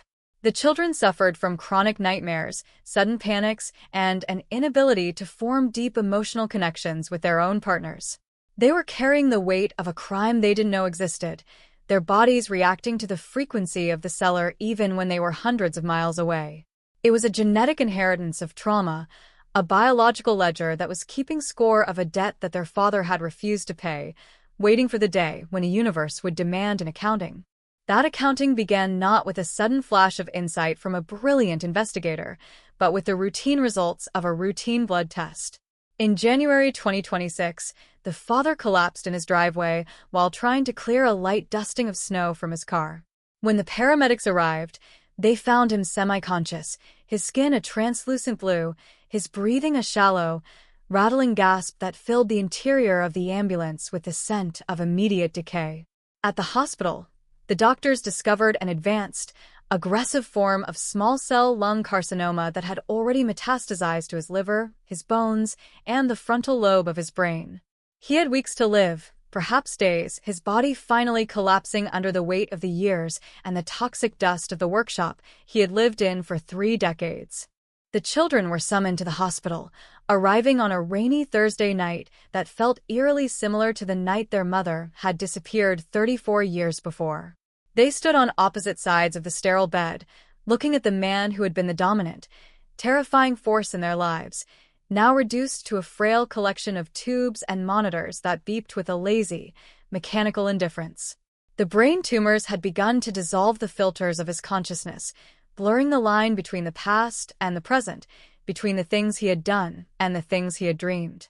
He began to talk, his voice a low, wet rumble that filled the small cubicle with a sudden, suffocating density that made the children step back toward the door. He wasn't talking to them. He was talking to the space behind them.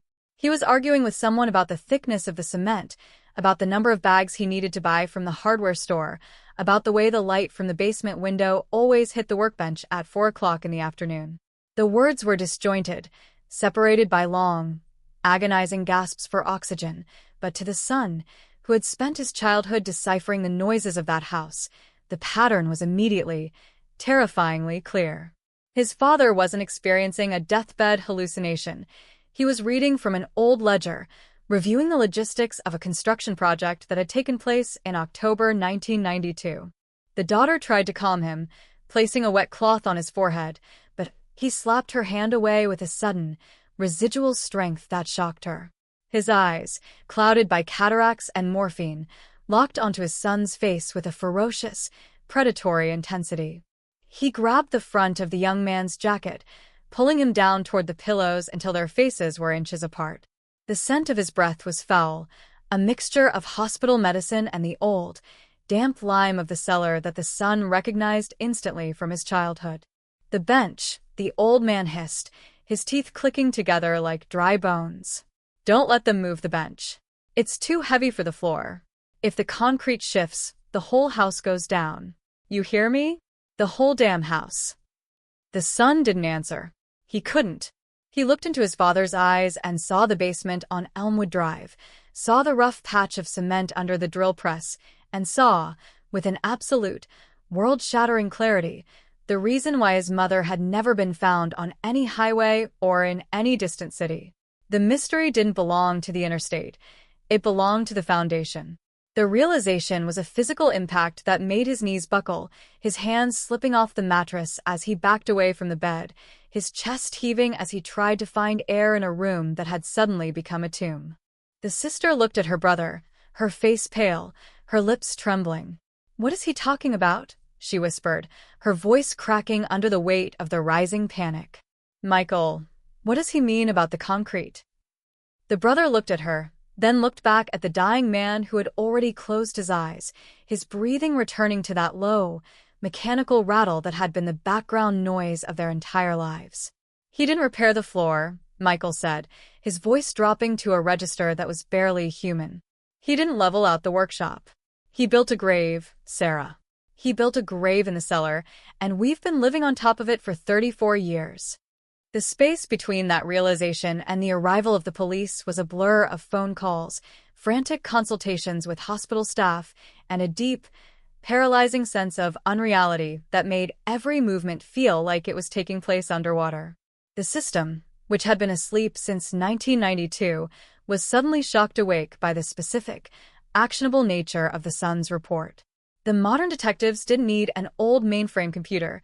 They had the live testimony of a family that had been broken in half by a deathbed confession. They had a name, they had a location, and they had a suspect who was too close to death to ever run away again.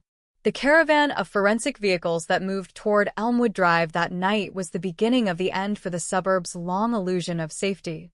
The neighborhood watched from behind their curtains as the tools of the modern state were brought into the quiet street. The portable generators, the high-intensity light towers, and the heavy pneumatic drills that were designed to break through the illusions of the past. The house stood there in the dark, its white siding gleaming under the emergency strobes, a monument to a 3-decade-old lie that was about to be systematically dismantled by the glare of the morning sun. The heavy iron claw of the first jackhammer struck the basement floor at precisely midnight, the sound vibrating through the neighborhood like an earthquake, a long-delayed echo of the scream that had been silenced in that same spot 34 years before. The dirt was waiting. The concrete was failing.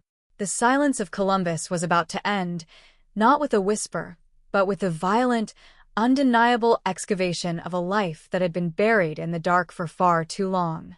The vibration of the jackhammer tearing through the basement floor was a rhythmic violation that shook the very framing of the neighborhood. Elmwood Drive had spent 34 years pretending that the darkness didn't exist within its borders, but by 2 o'clock on that Friday morning, the delusion was dead. The sound of metal shattering ancient concrete was an alarm clock waking the entire suburb from a deep, defensive sleep. Flashlights bounced along the vinyl siding of neighboring homes as residents stood on their lawns in pajamas, their faces drawn and pale under the harsh, artificial glare of the police floodlights.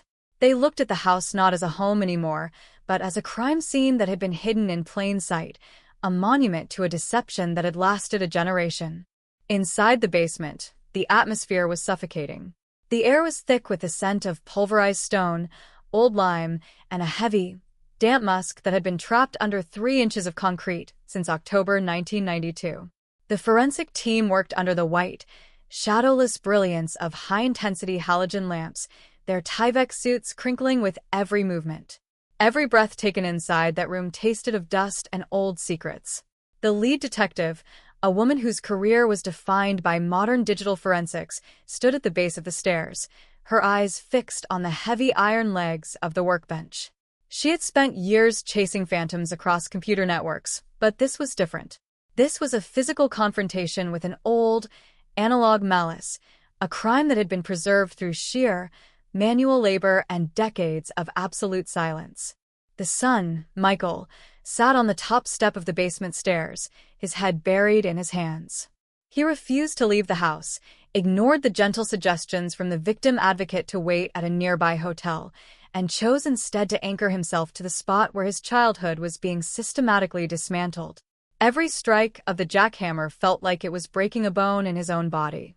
He looked down the narrow stairway, watching the clouds of gray dust rise like spirits from the floorboards, and he remembered the countless times he had stood at that very door as a boy, listening to the muffled, heavy thud of his father's movements below. He had thought his father was a craftsman. He had thought the midnight labor was an expression of a broken heart trying to rebuild itself. Now he knew it was a maintenance routine, a killer keeping watch over his prize. The excavation was not a rapid dig, it was a surgical dissection. As the jackhammer broke away the top layer of concrete, the smoother, more modern patch that the old man had poured to level out his workspace, the forensic team switched to smaller, manual tools. They used cold chisels and small sledges to break through the secondary layer, the cruder, rougher cement that had been mixed in a wheelbarrow on a panicked Tuesday afternoon 34 years ago.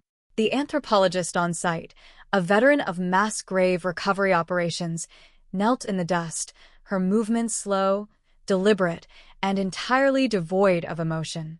She knew that the earth beneath a poured foundation is a time capsule. It preserves the exact conditions of the moment the seal was laid down. It doesn't forget the temperature, the humidity, or the weight of what was dropped into it. As she cleared away a large block of old concrete, the texture of the soil changed. It wasn't the dry, dusty fill dirt common in suburban basements.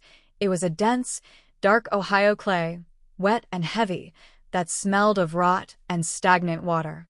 She used a small, flat trowel, scraping the surface with a rhythmic, scratching sound that seemed to echo through the entire house, drowning out the low hum of the generator outside. The detectives leaned closer, their flashlights focusing on the small trench she was carving out beneath the iron legs of the workbench. The silence inside the cellar became absolute, a suffocating vacuum where the only sound was the scraping of metal against compacted mud. Then, the trowel hit something that didn't sound like stone or dirt. It was a dull, soft thud, the sound of steel striking decayed organic material.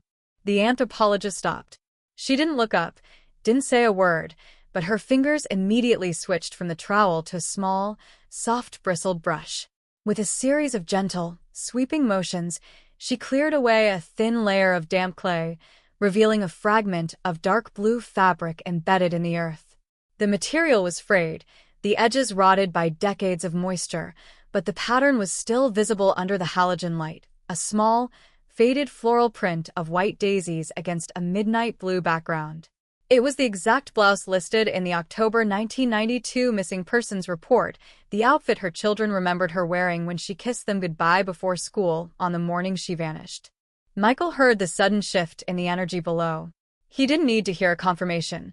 The heavy, professional silence of the technicians was more descriptive than any announcement could have been. He stood up from the stairs, his legs shaking, his hand gripping the wooden railing so hard his knuckles turned a bloodless white. He took 2 steps down into the basement, his eyes tracking the line of flashlights until they settled on the small hole beneath the workbench. There, emerging from the dark clay like a sculpture being uncovered from stone, was the unmistakable, elegant curve of a human skull, its jaw slightly open as if it were still trying to utter the scream that had been buried 3 decades ago. The shock didn't arrive as a scream or a wave of tears. It came as a physical freezing of the blood. The sister, Sarah, who had been waiting in the driveway, pushed past the uniformed officer at the back door and ran down the hallway, her boots clicking loudly against the linoleum. She stopped at the basement door, her eyes wide, her chest heaving as she smelled the ancient, damp lime that was now pouring out of the cellar in waves. She looked at her brother, who was standing halfway down the stairs like a statue, and she knew. She didn't ask to look into the hole. She didn't need to. The 34-year illusion of their mother's voluntary abandonment evaporated in a single second, leaving behind a raw, bleeding reality that stripped away their past and left them completely exposed to the horror of their own family line. The recovery process lasted until the sun began to rise over the suburb, casting a pale, weak light through the basement windows, illuminating the swirling dust motes that filled the air. Each bone was cleared with dental picks, photographed in situ, and logged into a digital database before being lifted from the clay with padded forceps. The skeleton was remarkably preserved, the concrete cap having created a makeshift sarcophagus that shielded the remains from the full effects of the soil's acidity.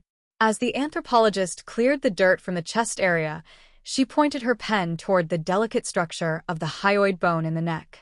It was fractured, snapped in half by a sudden, violent upward pressure that could only have been caused by human hands gripping the throat with lethal force. Manual strangulation, the detective muttered, her voice cold and professional as she recorded the observation into her notepad. There was no accident here. No slip, no fall. This was an execution. The physical evidence was undeniable, but the legal reality was a ghost ship. The suspect was dead, his body currently lying in a refrigerated drawer at the University Hospital downtown, his heart having stopped hours before the first piece of concrete was broken. There would be no arrest, no grand jury indictment, no high-profile trial on the evening news. The state had its body, it had its killer, but it had no target for its justice. The case would be processed as an administrative clearance, a box checked off in a dusty ledger, leaving the human wreckage of the family to sort through the ruins of their lives without the closure of a court verdict. As the medical examiner's team carried the black vinyl body bag up the basement stairs and out into the morning light, the neighborhood stood in a silent, respectful line along the curb. The regular rhythm of suburban life, the school buses, the mail trucks, the morning joggers, was suspended, replaced by a quiet, collective mourning for a woman who had been dead for 34 years, but had only just arrived home. The children walked behind the gurney, their arms wrapped around each other, looking old and broken under the gray Ohio sky.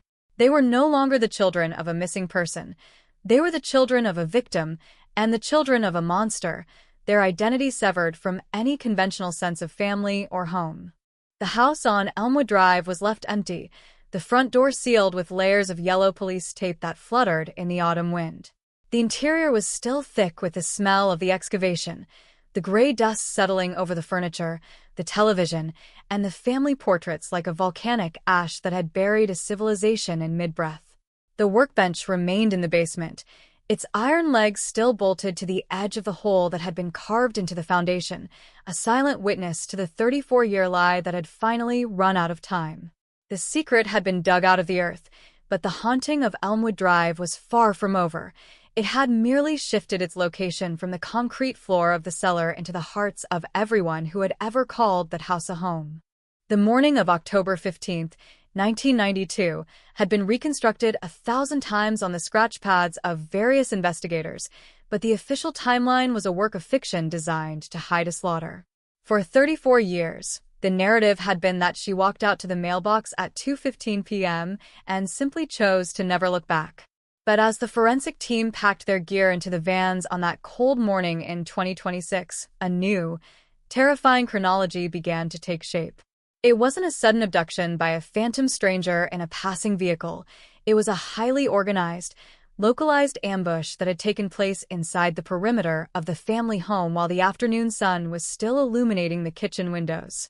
The digital reconstruction of the crime scene, handled by the State Police Forensic Mapping Unit, revealed an agonizing truth about the spatial dynamics of the house. The blood didn't leave a trail because it had been contained within the non-porous surfaces of the cellar steps. When the lead pathologist examined the skeletal remains in the high-tech county morgue, the story told by the calcium was far more articulate than the old man's slurred deathbed confession. The fracture on the hyoid bone wasn't an isolated injury. There were microfissures along the third and fourth vertebrae, consistent with a sudden, violent downward trajectory, a fall or a push down the wooden steps of the basement, followed by a clinical, uninterrupted manual strangulation at the base of the foundation wall. The daughter, Sarah, spent the days following the excavation in a state of hypervigilant insomnia.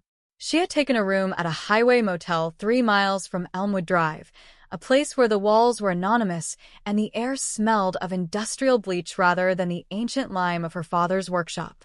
She sat on the edge of the bed, her laptop open, staring at the old family photo albums she had dragged out of the house before the police sealed the doors. She was looking at the backgrounds of the images, the birthdays, the Easters, the graduations. In every single photograph taken after 1992, her father was standing in the exact same posture, his back straight, his eyes fixed on the camera with a flat, challenging glare, and his hands always resting on a tool, a chair, or the shoulder of his children, as if he were anchoring himself to the reality he had manufactured. She remembered a specific Saturday in the summer of 1995, 3 years after her mother disappeared. She had been 9 years old, playing with a doll on the kitchen floor near the basement door. She had dropped a small plastic shoe that rolled under the narrow gap between the door and the linoleum. When she reached out to fish it out, her father had appeared from the living room with a speed that didn't seem human. He hadn't yelled. He had simply knelt beside her, his fingers gripping her wrist until the bone throbbed, his face inches from hers. "We don't look into the dark, Sarah," he had whispered, his breath smelling of the cheap peppermint candies he chewed to hide the scent of tobacco. "Nothing good ever comes out of the dark." She had thought it was a lesson about safety. Now she realized it was an operational directive from a sentinel guarding his tomb. The investigation into the financial records of the patriarch, initiated by the state attorney's office to clear the administrative title of the estate, unearthed another layer of calculated malice. In November 1992, exactly 4 weeks after the disappearance, the father had taken out a secondary mortgage on the house. He didn't use the money to pay off debts, nor did he invest it in his automotive shop. The bank statements showed a sequence of cash withdrawals ranging from $400 to $800, spent entirely at independent hardware suppliers across the tri-state area. He was buying the materials for his containment project in small, untraceable increments, shifting his purchases from Columbus to Dayton to Zanesville to ensure that no single store clerk would remember the man buying an excessive amount of quick-dry industrial concrete and chemical sealant for a standard residential property. The detective who had taken over the legacy file, a veteran investigator named Marcus Vance, spent his evenings in the quiet archives of the county courthouse, reading through the original interview transcripts from 1992. He was looking for the systemic failures, the blind spots that allowed a killer to live out his natural life on top of his victim. The notes revealed a shocking pattern of institutional deference. Because the husband was an established business owner, a member of the local lodge, and a man who routinely repaired the vehicles of the county commissioners for free, his alibi was never subjected to the rigorous cross-examination that a stranger would have faced. The detectives of the era had checked his receipts, confirmed his presence at the auto shop at 4:30 p.m., and simply stopped digging. They had accepted his grief because it was comfortable and because the alternative required them to suspect one of their own. Vance found a statement from an old neighbor, an elderly woman who had died in 2004, that had been crossed out with red ink in the margins of the master file. The note beside it read, "Witness confused. Unreliable due to age." The woman had claimed that on the night of October 13th, 1992, the very night of the disappearance, she had seen the husband operating a concrete mixer in his driveway at 3 o'clock in the morning. She had described the noise as a low, grinding growl that kept her poodles barking until dawn. The original investigator had dismissed her testimony, choosing instead to believe the husband's claim that he was running a high-powered vacuum to clean out the interior of his station wagon after an oil spill. The failure wasn't an accident. It was a choice made by a system that valued order over execution. The emotional infection of the case began to spread outward from the immediate family to the remaining members of the suburb's old guard. The people who had lived on Elmwood Drive since the 90s were suddenly forced to reckon with their own complicity. They had seen the concrete mixer. They had smelled the damp lime that hung over the street during that long-ago autumn. They had noticed the way the husband's workshop windows were blacked out with heavy roofing felt. But they had chosen to look away because the alternative was too disruptive to the illusion of their security. To acknowledge that a murder had occurred next door was to admit that the perimeter of their paradise was porous, that the monsters weren't confined to the inner-city neighborhoods they fled from, but were sleeping in the master bedrooms right across the driveway. Michael, the son, remained in Columbus, refusing to return to his home in Cleveland until the final forensic reports were completed. He spent his days walking the perimeter of the downtown laboratory where his mother's remains were being analyzed, a solitary figure in a heavy winter coat, his eyes fixed on the upper floor windows where the lights stayed on all night. He had become a ghost in his own life, his phone buzzing with unanswered texts from his employer, his wife, and his friends. He couldn't go back to his ordinary routine because the routine felt like a betrayal of the woman who had spent 34 years in the mud. He was trapped in a historical loop, his mind constantly replaying the sounds of his childhood. The heavy, rhythmic strike of his father's hammer from the basement, a sound he now understood to be the systematic compression of the earth over his mother's head. The forensic laboratory finally released its preliminary skeletal pathology report on a Tuesday morning. Detective Vance called Michael and Sarah into the precinct, meeting them in a small, windowless briefing room that smelled of old carpet and floor wax. He laid out the digital renderings of the skeleton on the table, pointing to a series of distinct marks on the pelvic bone and the ribs. The calcium showed clear evidence of post-mortem positioning. The limbs had been folded inward with an intense, mechanical pressure before the rigor mortis had fully dissipated, a technique used by hunters to pack a large animal into a tight space for transport. He didn't just drop her into a hole, Vance said, his voice dropping to a harsh whisper that seemed to absorb the ambient light in the room. He engineered the space. He calculated the exact volume of earth required to prevent the concrete from cracking when the ground froze in the winter. The depth was 3 feet, 7 inches, exactly below the frost line for this part of Ohio. He knew the science of soil mechanics. He used his knowledge of automotive materials, the heavy sealants and anti-corrosive coatings he used in his shop, to treat the wooden boards that lined the grave before he poured the cement. He wasn't just hiding a body, he was building an industrial containment cell. The sister, Sarah, didn't look at the images. She kept her eyes fixed on Vance's face, her lips white, her hands folded tight in her lap. "The confession," she said, her voice thin and sharp like a razor blade sliding through paper. The nurse said he was talking about a valve. What did he mean by a valve? Vance took a deep breath, reaching into his pocket for a secondary set of photographs that had been taken during the final stages of the cellar excavation. He placed them on the table, showing a close-up of the foundation wall directly behind where the heavy wooden workbench had stood. Embedded in the brickwork, hidden behind a false electrical panel that had been painted over 20 times, was a small, brass drainage cup connected to a copper pipe that ran straight down into the floorboards. He knew the basement would flood during the spring thaw, Vance explained, his fingers tracking the line of the pipe in the photo. If the water collected under the concrete cap, it would eventually cause the cement to shift or crack, which would let the gases escape into the house. So he built a manual drainage system. Every April for 34 years, your father would go down into that cellar, open that valve, and drain the groundwater out of the grave and into the main sewer line. He was managing the decomposition process like a civil engineer. He didn't live with the memory, Sarah. He operated a machine. The revelation was a final, devastating blow to the remaining fragments of their family history. The father wasn't a man who had committed a crime of passion and then spent the rest of his life in a state of silent, paralyzed remorse. He was a maintenance technician who had spent 3 decades fine-tuning the logistics of a murder scene to ensure that his comfort was never interrupted.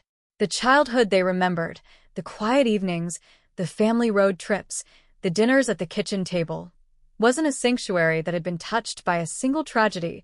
It was a beautifully maintained factory where the primary product was an absolute, unbreakable lie. The psychological weight of this discovery pulled the siblings into a deeper, more hostile isolation. They stopped speaking to each other, the shared trauma becoming a mirror that reflected too much horror for either of them to bear. Sarah returned to her motel room, locked the door, and spent the night burning the family photographs in a metal trash can on the balcony, watching the faces of her father and her brother curl into black ash under the cold Ohio stars. Michael remained in his car, parked outside the dark, empty house on Elmwood Drive, watching the wind rattle the yellow police tape against the porch railings, his mind empty of everything but the low, rhythmic hum of the basement exhaust fans that were still running in the dark, trying to clear out the 34-year-old air that would never be clean again. The state had no further legal avenues to pursue. The case was marked as closed by death of perpetrator in the county archives, a clinical stamp that offered no justice, no restitution, and no peace to the living. The house was released from the police cordon, its keys handed back to the son in a manila envelope that smelled of property office ink. The structure stood there in the center of the manicured street, a physical manifestation of a cold case that had been solved by science, but left entirely unhealed by the law, its windows dark and blind to the morning sun, its foundation forever hollowed out by the excavation of the truth.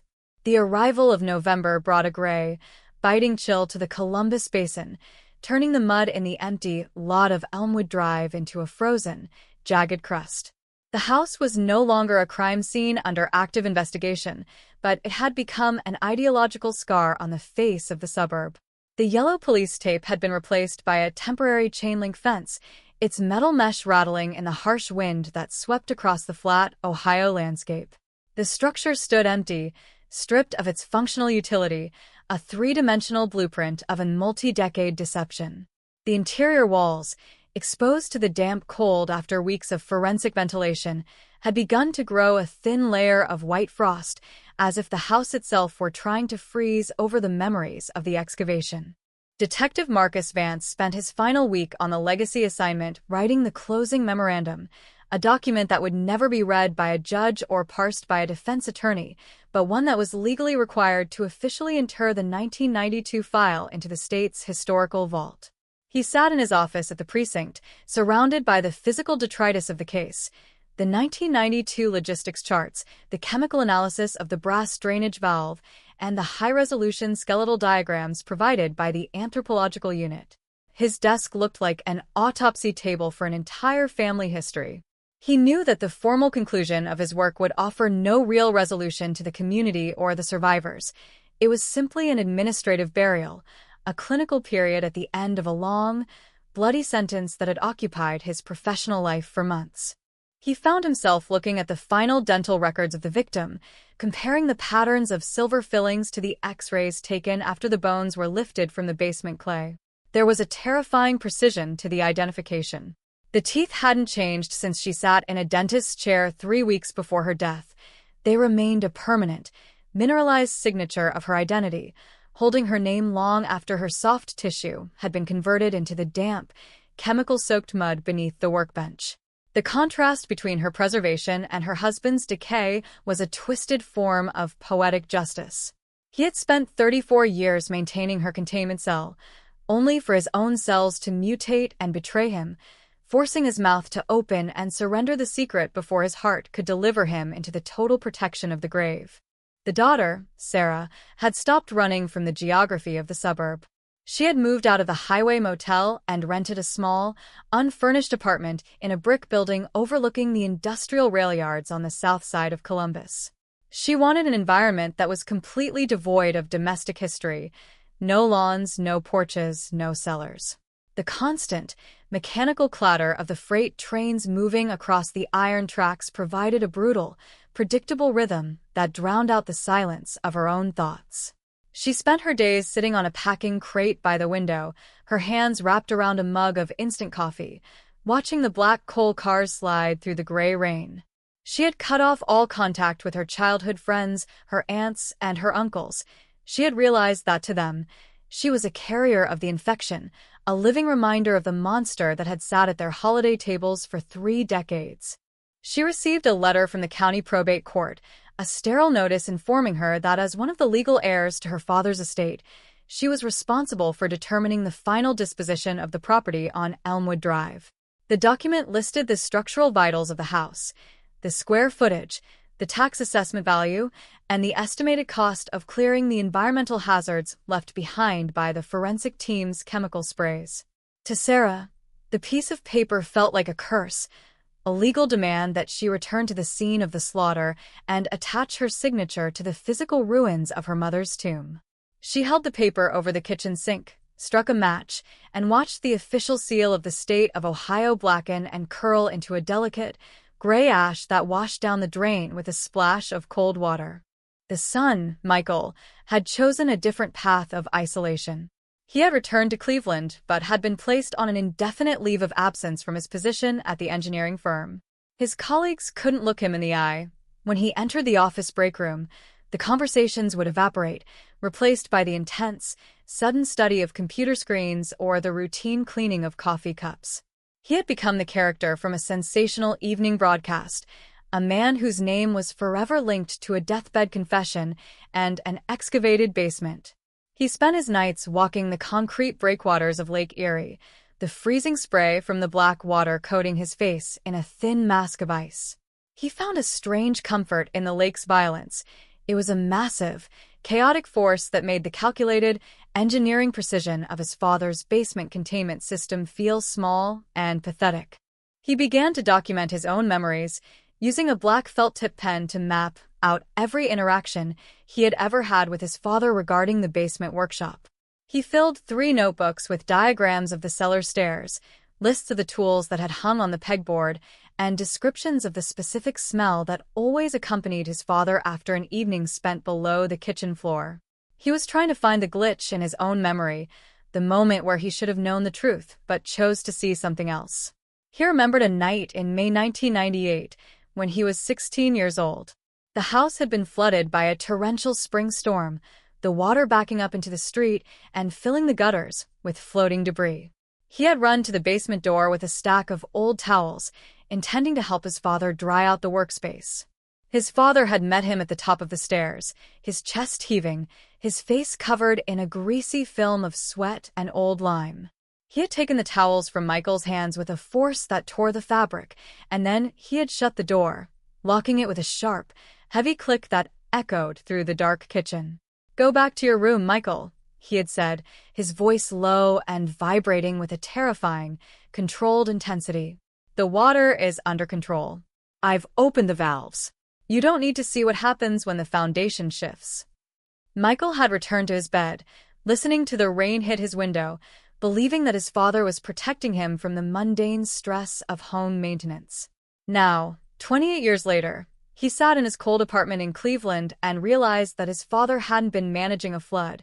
He had been operating a pump system to keep his wife's skull from floating through the floorboards. The neighborhood of Elmwood Drive had begun to experience a secondary wave of psychological contamination. The real estate market in the suburb had frozen.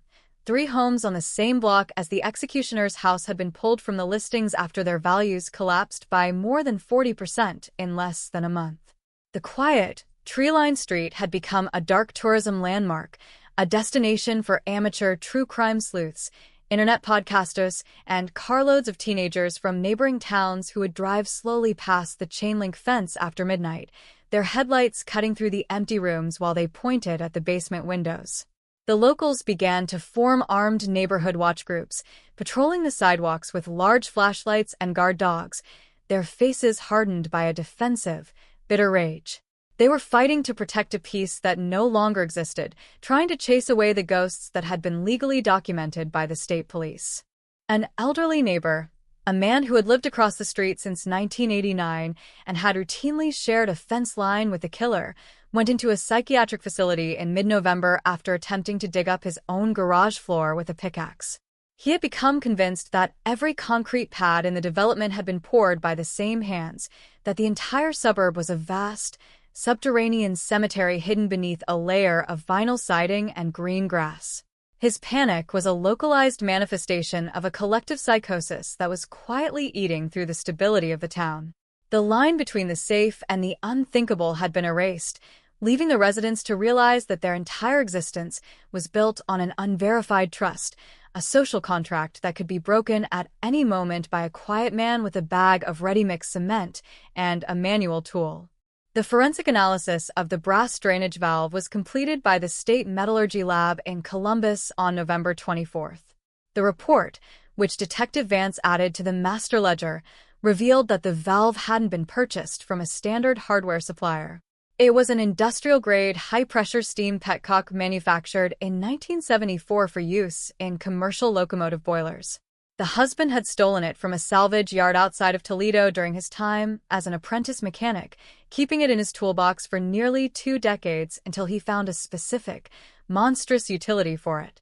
The copper piping connected to the valve had been treated with an antioxidizing wash used in marine engineering, a coating designed to prevent the mineral deposits in the groundwater from corroding the lines over a half-century of continuous operation. It wasn't a temporary solution, Vance muttered to his assistant as he filed the metallurgy report. He didn't think he was going to get caught. He didn't think the case would ever be reopened. He engineered that grave to last for 50 years minimum. If he hadn't gotten the lung tumors, if his brain hadn't started to short-circuit from the cancer, those bones would still be sitting under that workbench in 2050. The children would have inherited the house, they would have sold it to another family, and people would be sleeping in the master bedroom while she was still draining into the sewer line every April. The entire history of that street is an accident of oncology. The legal machinery of the state of Ohio finally ran out of gas in early December. With no living suspect to prosecute and no further physical evidence to recover from the site, the administrative court issued an order of structural abandonment for the house on Elmwood Drive. The property was transferred to a state-managed land bank, an entity designed to hold titles for contaminated industrial properties and abandoned crack houses that were too toxic for the commercial market. The order authorized the complete demolition of the house, the costs to be leaned against the remaining assets of the patriarch's estate. The date for the destruction was set for a Thursday morning, 34 years and 2 months after the first police cruiser had pulled onto the property to take the initial missing persons report. The sister and the brother did not coordinate their travel plans, but they both arrived on Elmwood Drive on the morning of the demolition. The sky was a heavy, white sheet of cloud that threatened to drop an early winter snow across the valley. The air smelled of diesel exhaust from the 2 large yellow excavators that were idling on the sidewalk, their heavy metal tracks crushing the curb where the mailman had stood in 1992.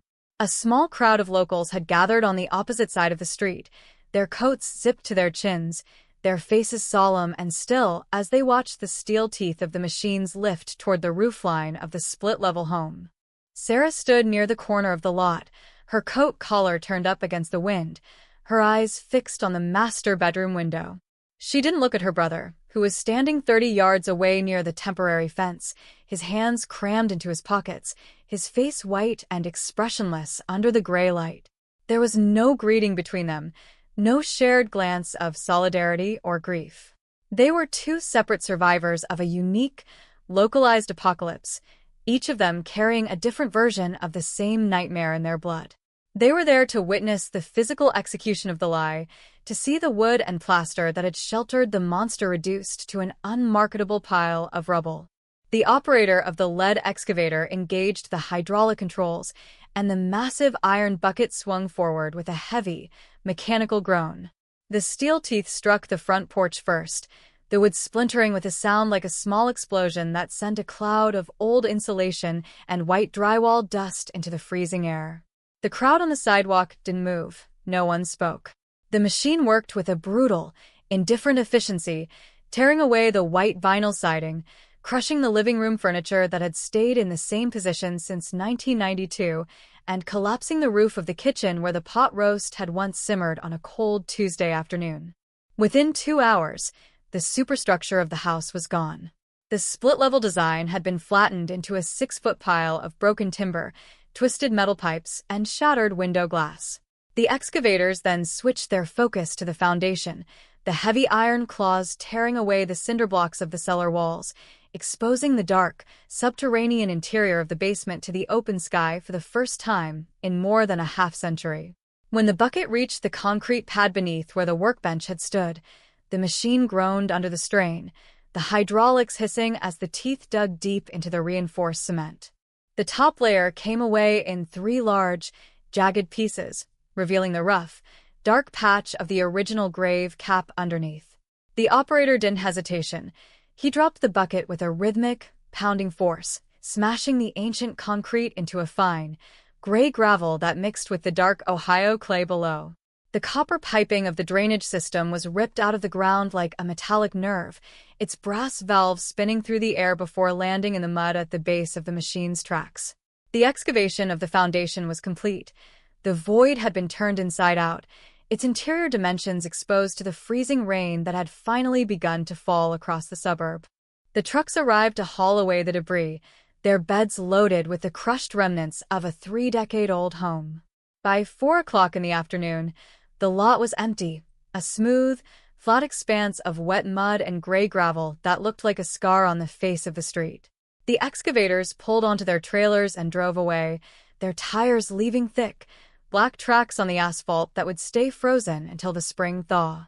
The crowd dispersed, returning to their own houses to double-check their locks and peer through their window blinds at the new vacancy in the center of their neighborhood. Michael walked toward his car, his boots heavy with the mud from the lot. He didn't look back at his sister, who was already walking toward the bus stop at the corner of the avenue, her form shrinking into the gray curtain of the sleet. He got into his vehicle, started the engine, and turned on the heater, listening to the fan hum in the dashboard.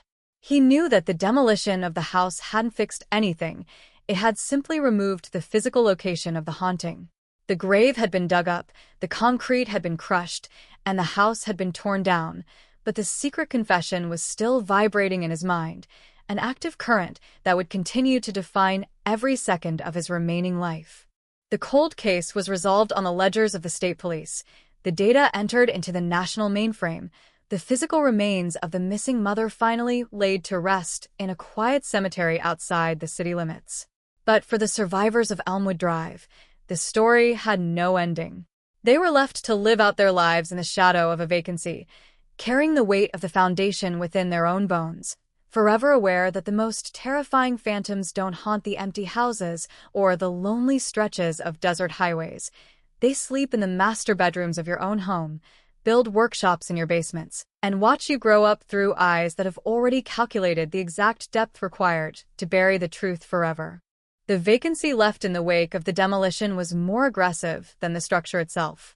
A house can be ignored, its blinds drawn to isolate the rot inside, but a raw, flat expanse of mud and gravel in the center of a suburban block acts as a lens, forcing every passerby to look directly into the space where a life was unmade. By January 2027, the mud on the empty lot of Elmwood Drive had frozen into an iron-hard, dark crust, its surface scarred by the deep tracks of the excavators that had torn up the foundation. The chain-link fence remained, its metal wires encrusted with a sharp frost that rattled like small bones whenever the winter wind swept down from the northern plains.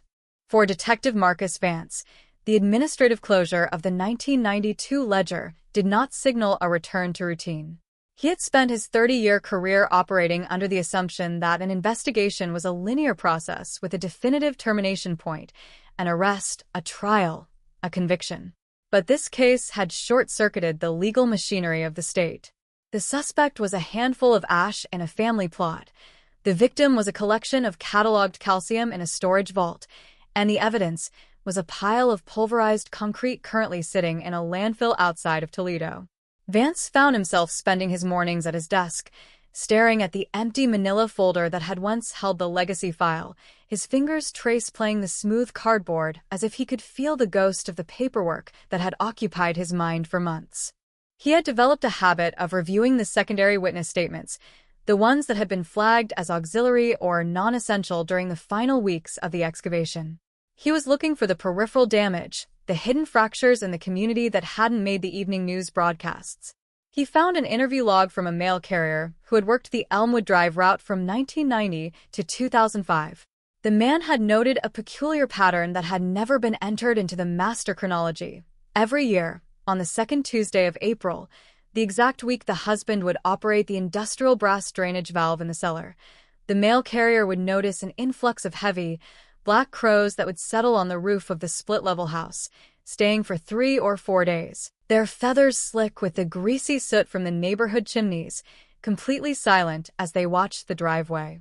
The detail was functionally useless to a modern investigator, a piece of Gothic atmospheric data that carried no weight in a court of law, but to Vance, it was a diagnostic indicator of how deeply the crime had infected the local ecosystem. The house hadn't just been a concealment cell, it had been a biological chimney, venting the chemical signature of its secrets into the soil, the air, and the fauna of the suburb for 34 years while the neighbors mowed their lawns and washed their station wagons.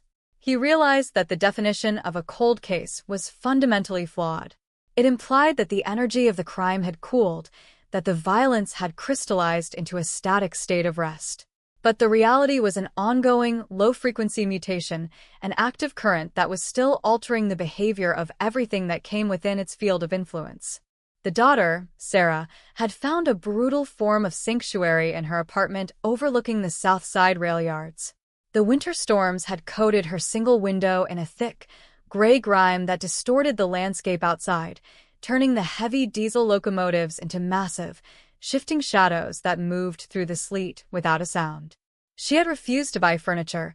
She lived out of 3 cardboard boxes that held her clothes, her kitchen utensils, and the single, black felt tip pen her brother had used to document his basement diagrams before he cut off contact.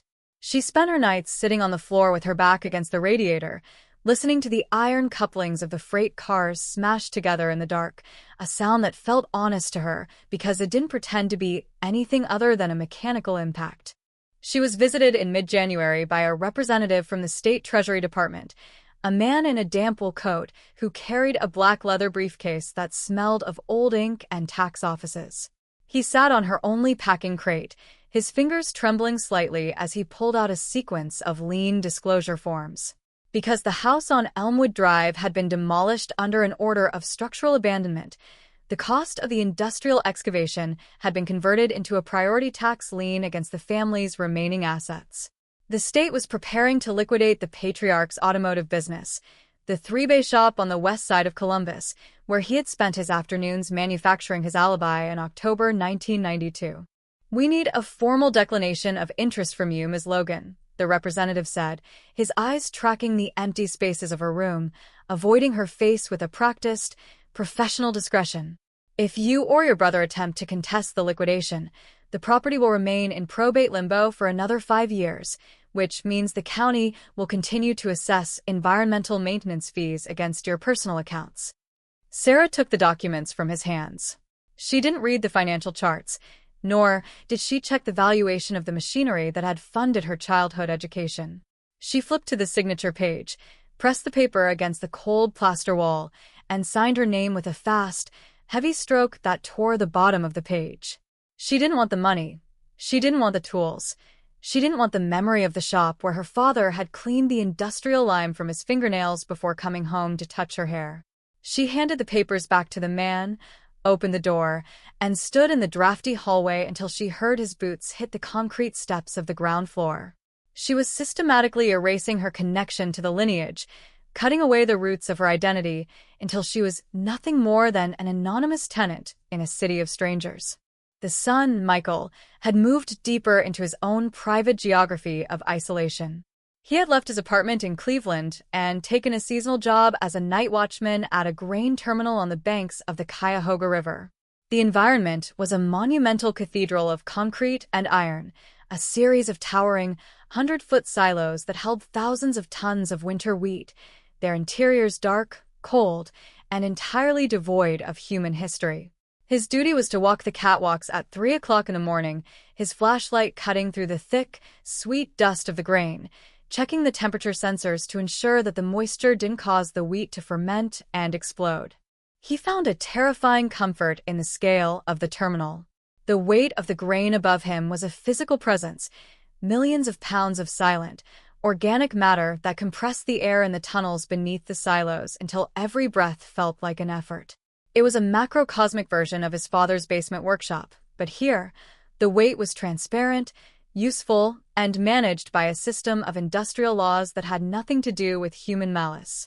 He would stand at the end of the lower conveyor belt, watching the black rubber tracking line slide through the dark, and he would remember the sound of the concrete mixer from October 1992, the low, grinding growl that the neighbor's dogs had chased until dawn.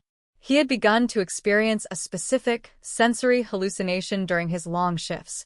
Every time he stepped near the facility's main water valve, a massive, green-painted iron wheel that regulated the fire suppression lines, he would smell the old, damp lime and chemical sealant from Elmwood Drive. The scent would appear suddenly, a sharp, cold spike that filled his sinuses and made his throat tighten, lasting for 3 or 4 seconds before being washed away by the dry, dusty air of the grain bins. He knew his mind was short-circuiting, that his nervous system was keeping score of a trauma that had no remaining physical location, but he didn't try to stop it. The hallucination was his only connection to the reality of his past, a biological marker ensuring that he didn't forget the true nature of the man who had designed his life. Back in the suburb, the impact of the excavation had entered a phase of institutional stabilization. The local school board had voted to remove the 1992 missing person retrospective from the district's historical display cabinets, replacing the faded photographs with a modern exhibit on the regional history of the Ohio Canal System. The town was attempting to sanitize its record, to convert the 3-decade-old horror into a temporary administrative error that had been corrected by modern forensic science.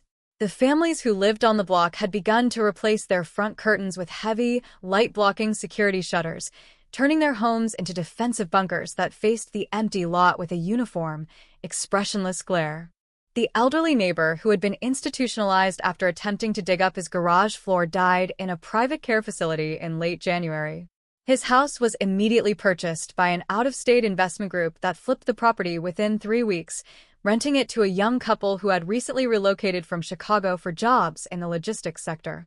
The new residents knew nothing about the executioner who had lived across the street.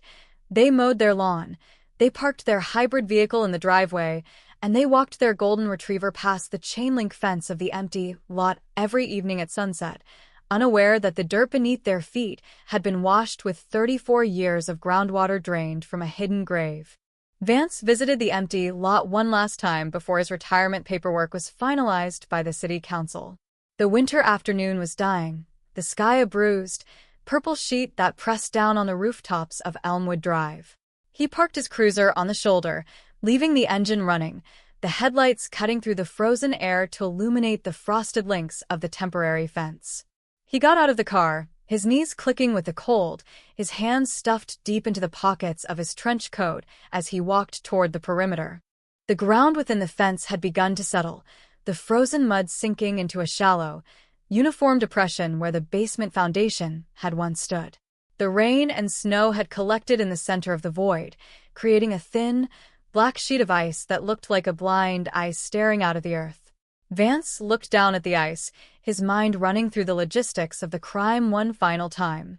He thought about the engineering precision of the containment cell, the marine anti-corrosive coatings on the copper pipes, and the industrial steam petcock that had regulated the decomposition for more than half a century.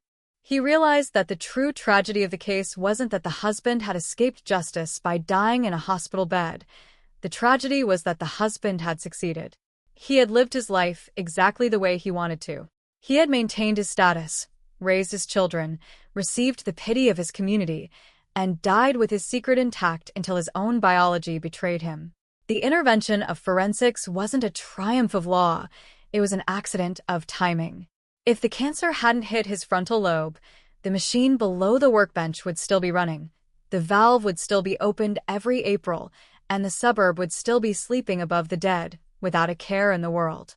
Vance reached into his pocket, pulled out his old brass pocket knife, the one he had used to scrape the old paint off the basement light switches during the initial walkthrough, and dropped it through the wire mesh of the fence.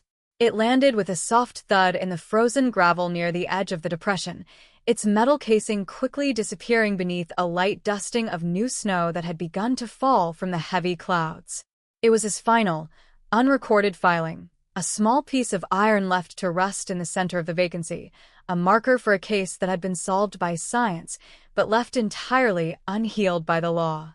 He turned his back on Elmwood Drive, got into his cruiser, and drove away into the gray Ohio evening, his taillights disappearing into the snow within seconds, leaving the empty lot to its long, frozen silence under the winter stars.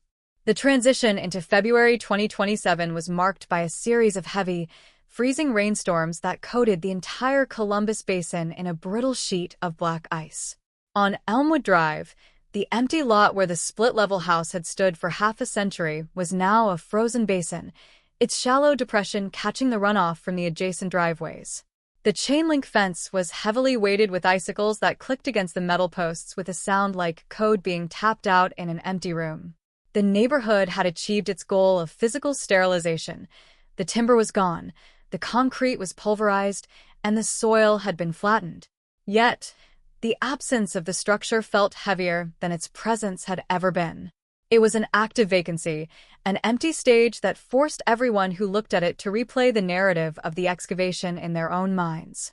Detective Marcus Vance spent his first week of official retirement in a small, wood-frame bungalow near the Scioto River, 3 miles from his old precinct.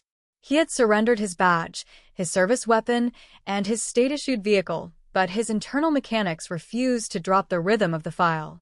He had lived his life by a clock that was calibrated to the movements of predators and the extraction of physical facts, and now the empty hours stretched before him like an unpaved road.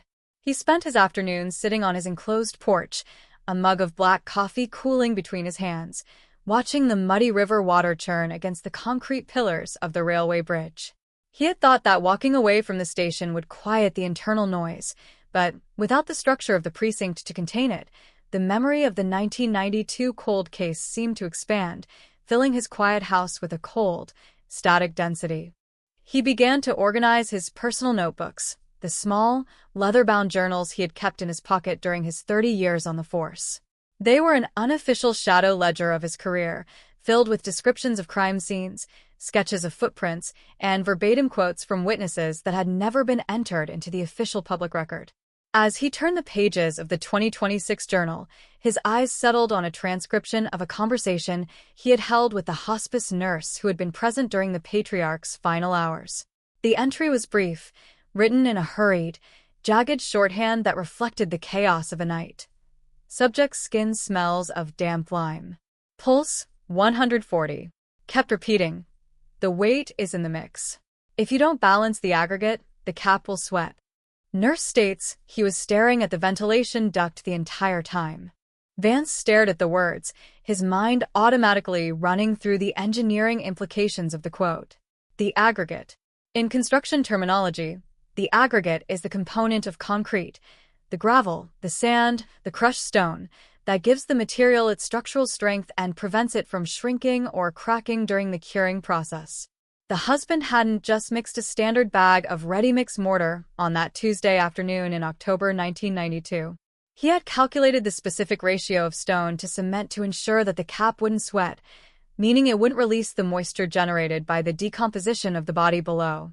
He was managing the chemical thermodynamics of a grave with the identical precision he used to balance the crankcases of the high-performance engines in his automotive shop. The level of intellectual detachment required to execute that calculation while his children were sitting in an after-school care facility was a form of architectural sanity that Vance found more terrifying than any sudden outburst of homicidal rage. The daughter, Sarah, had entered a phase of absolute stillness in her rail yard apartment. The winter storms had turned the industrial landscape outside her window into a uniform, gray abstraction, the massive coal trains moving past like dark segments of a single, endless machine. She had stopped using the overhead lights in her room, choosing instead to live by the yellow, flickering glow of a small kerosene heater she had purchased from a surplus store on the west side. The smell of the kerosene, sharp, oily, and industrial, was her primary defense against the memory of the suburb. It was a clean, artificial scent that didn't remind her of green grass, vinyl siding, or the damp, white lime of her father's cellar. She spent her days sitting on her cardboard crate, her fingers tracing the seam of her jeans, her mind empty of any ambition other than the total preservation of her anonymity. She was startled on a Thursday afternoon by a loud, authoritative knock on her door. It wasn't the tax representative or the probate clerk. It was her brother's wife, a woman named Clara whom she hadn't seen since a tense Thanksgiving dinner in 2024. Clara stood in the drafty hallway, her expensive wool coat looking entirely out of place against the peeling green paint of the tenement walls, her face pale and lined with a frantic, sleepless exhaustion. She didn't wait for an invitation.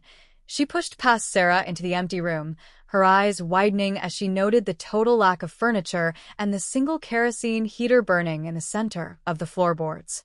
"He's gone, Sarah," Clara said, her voice dropping to a harsh, dry whisper that seemed to rattle the window panes.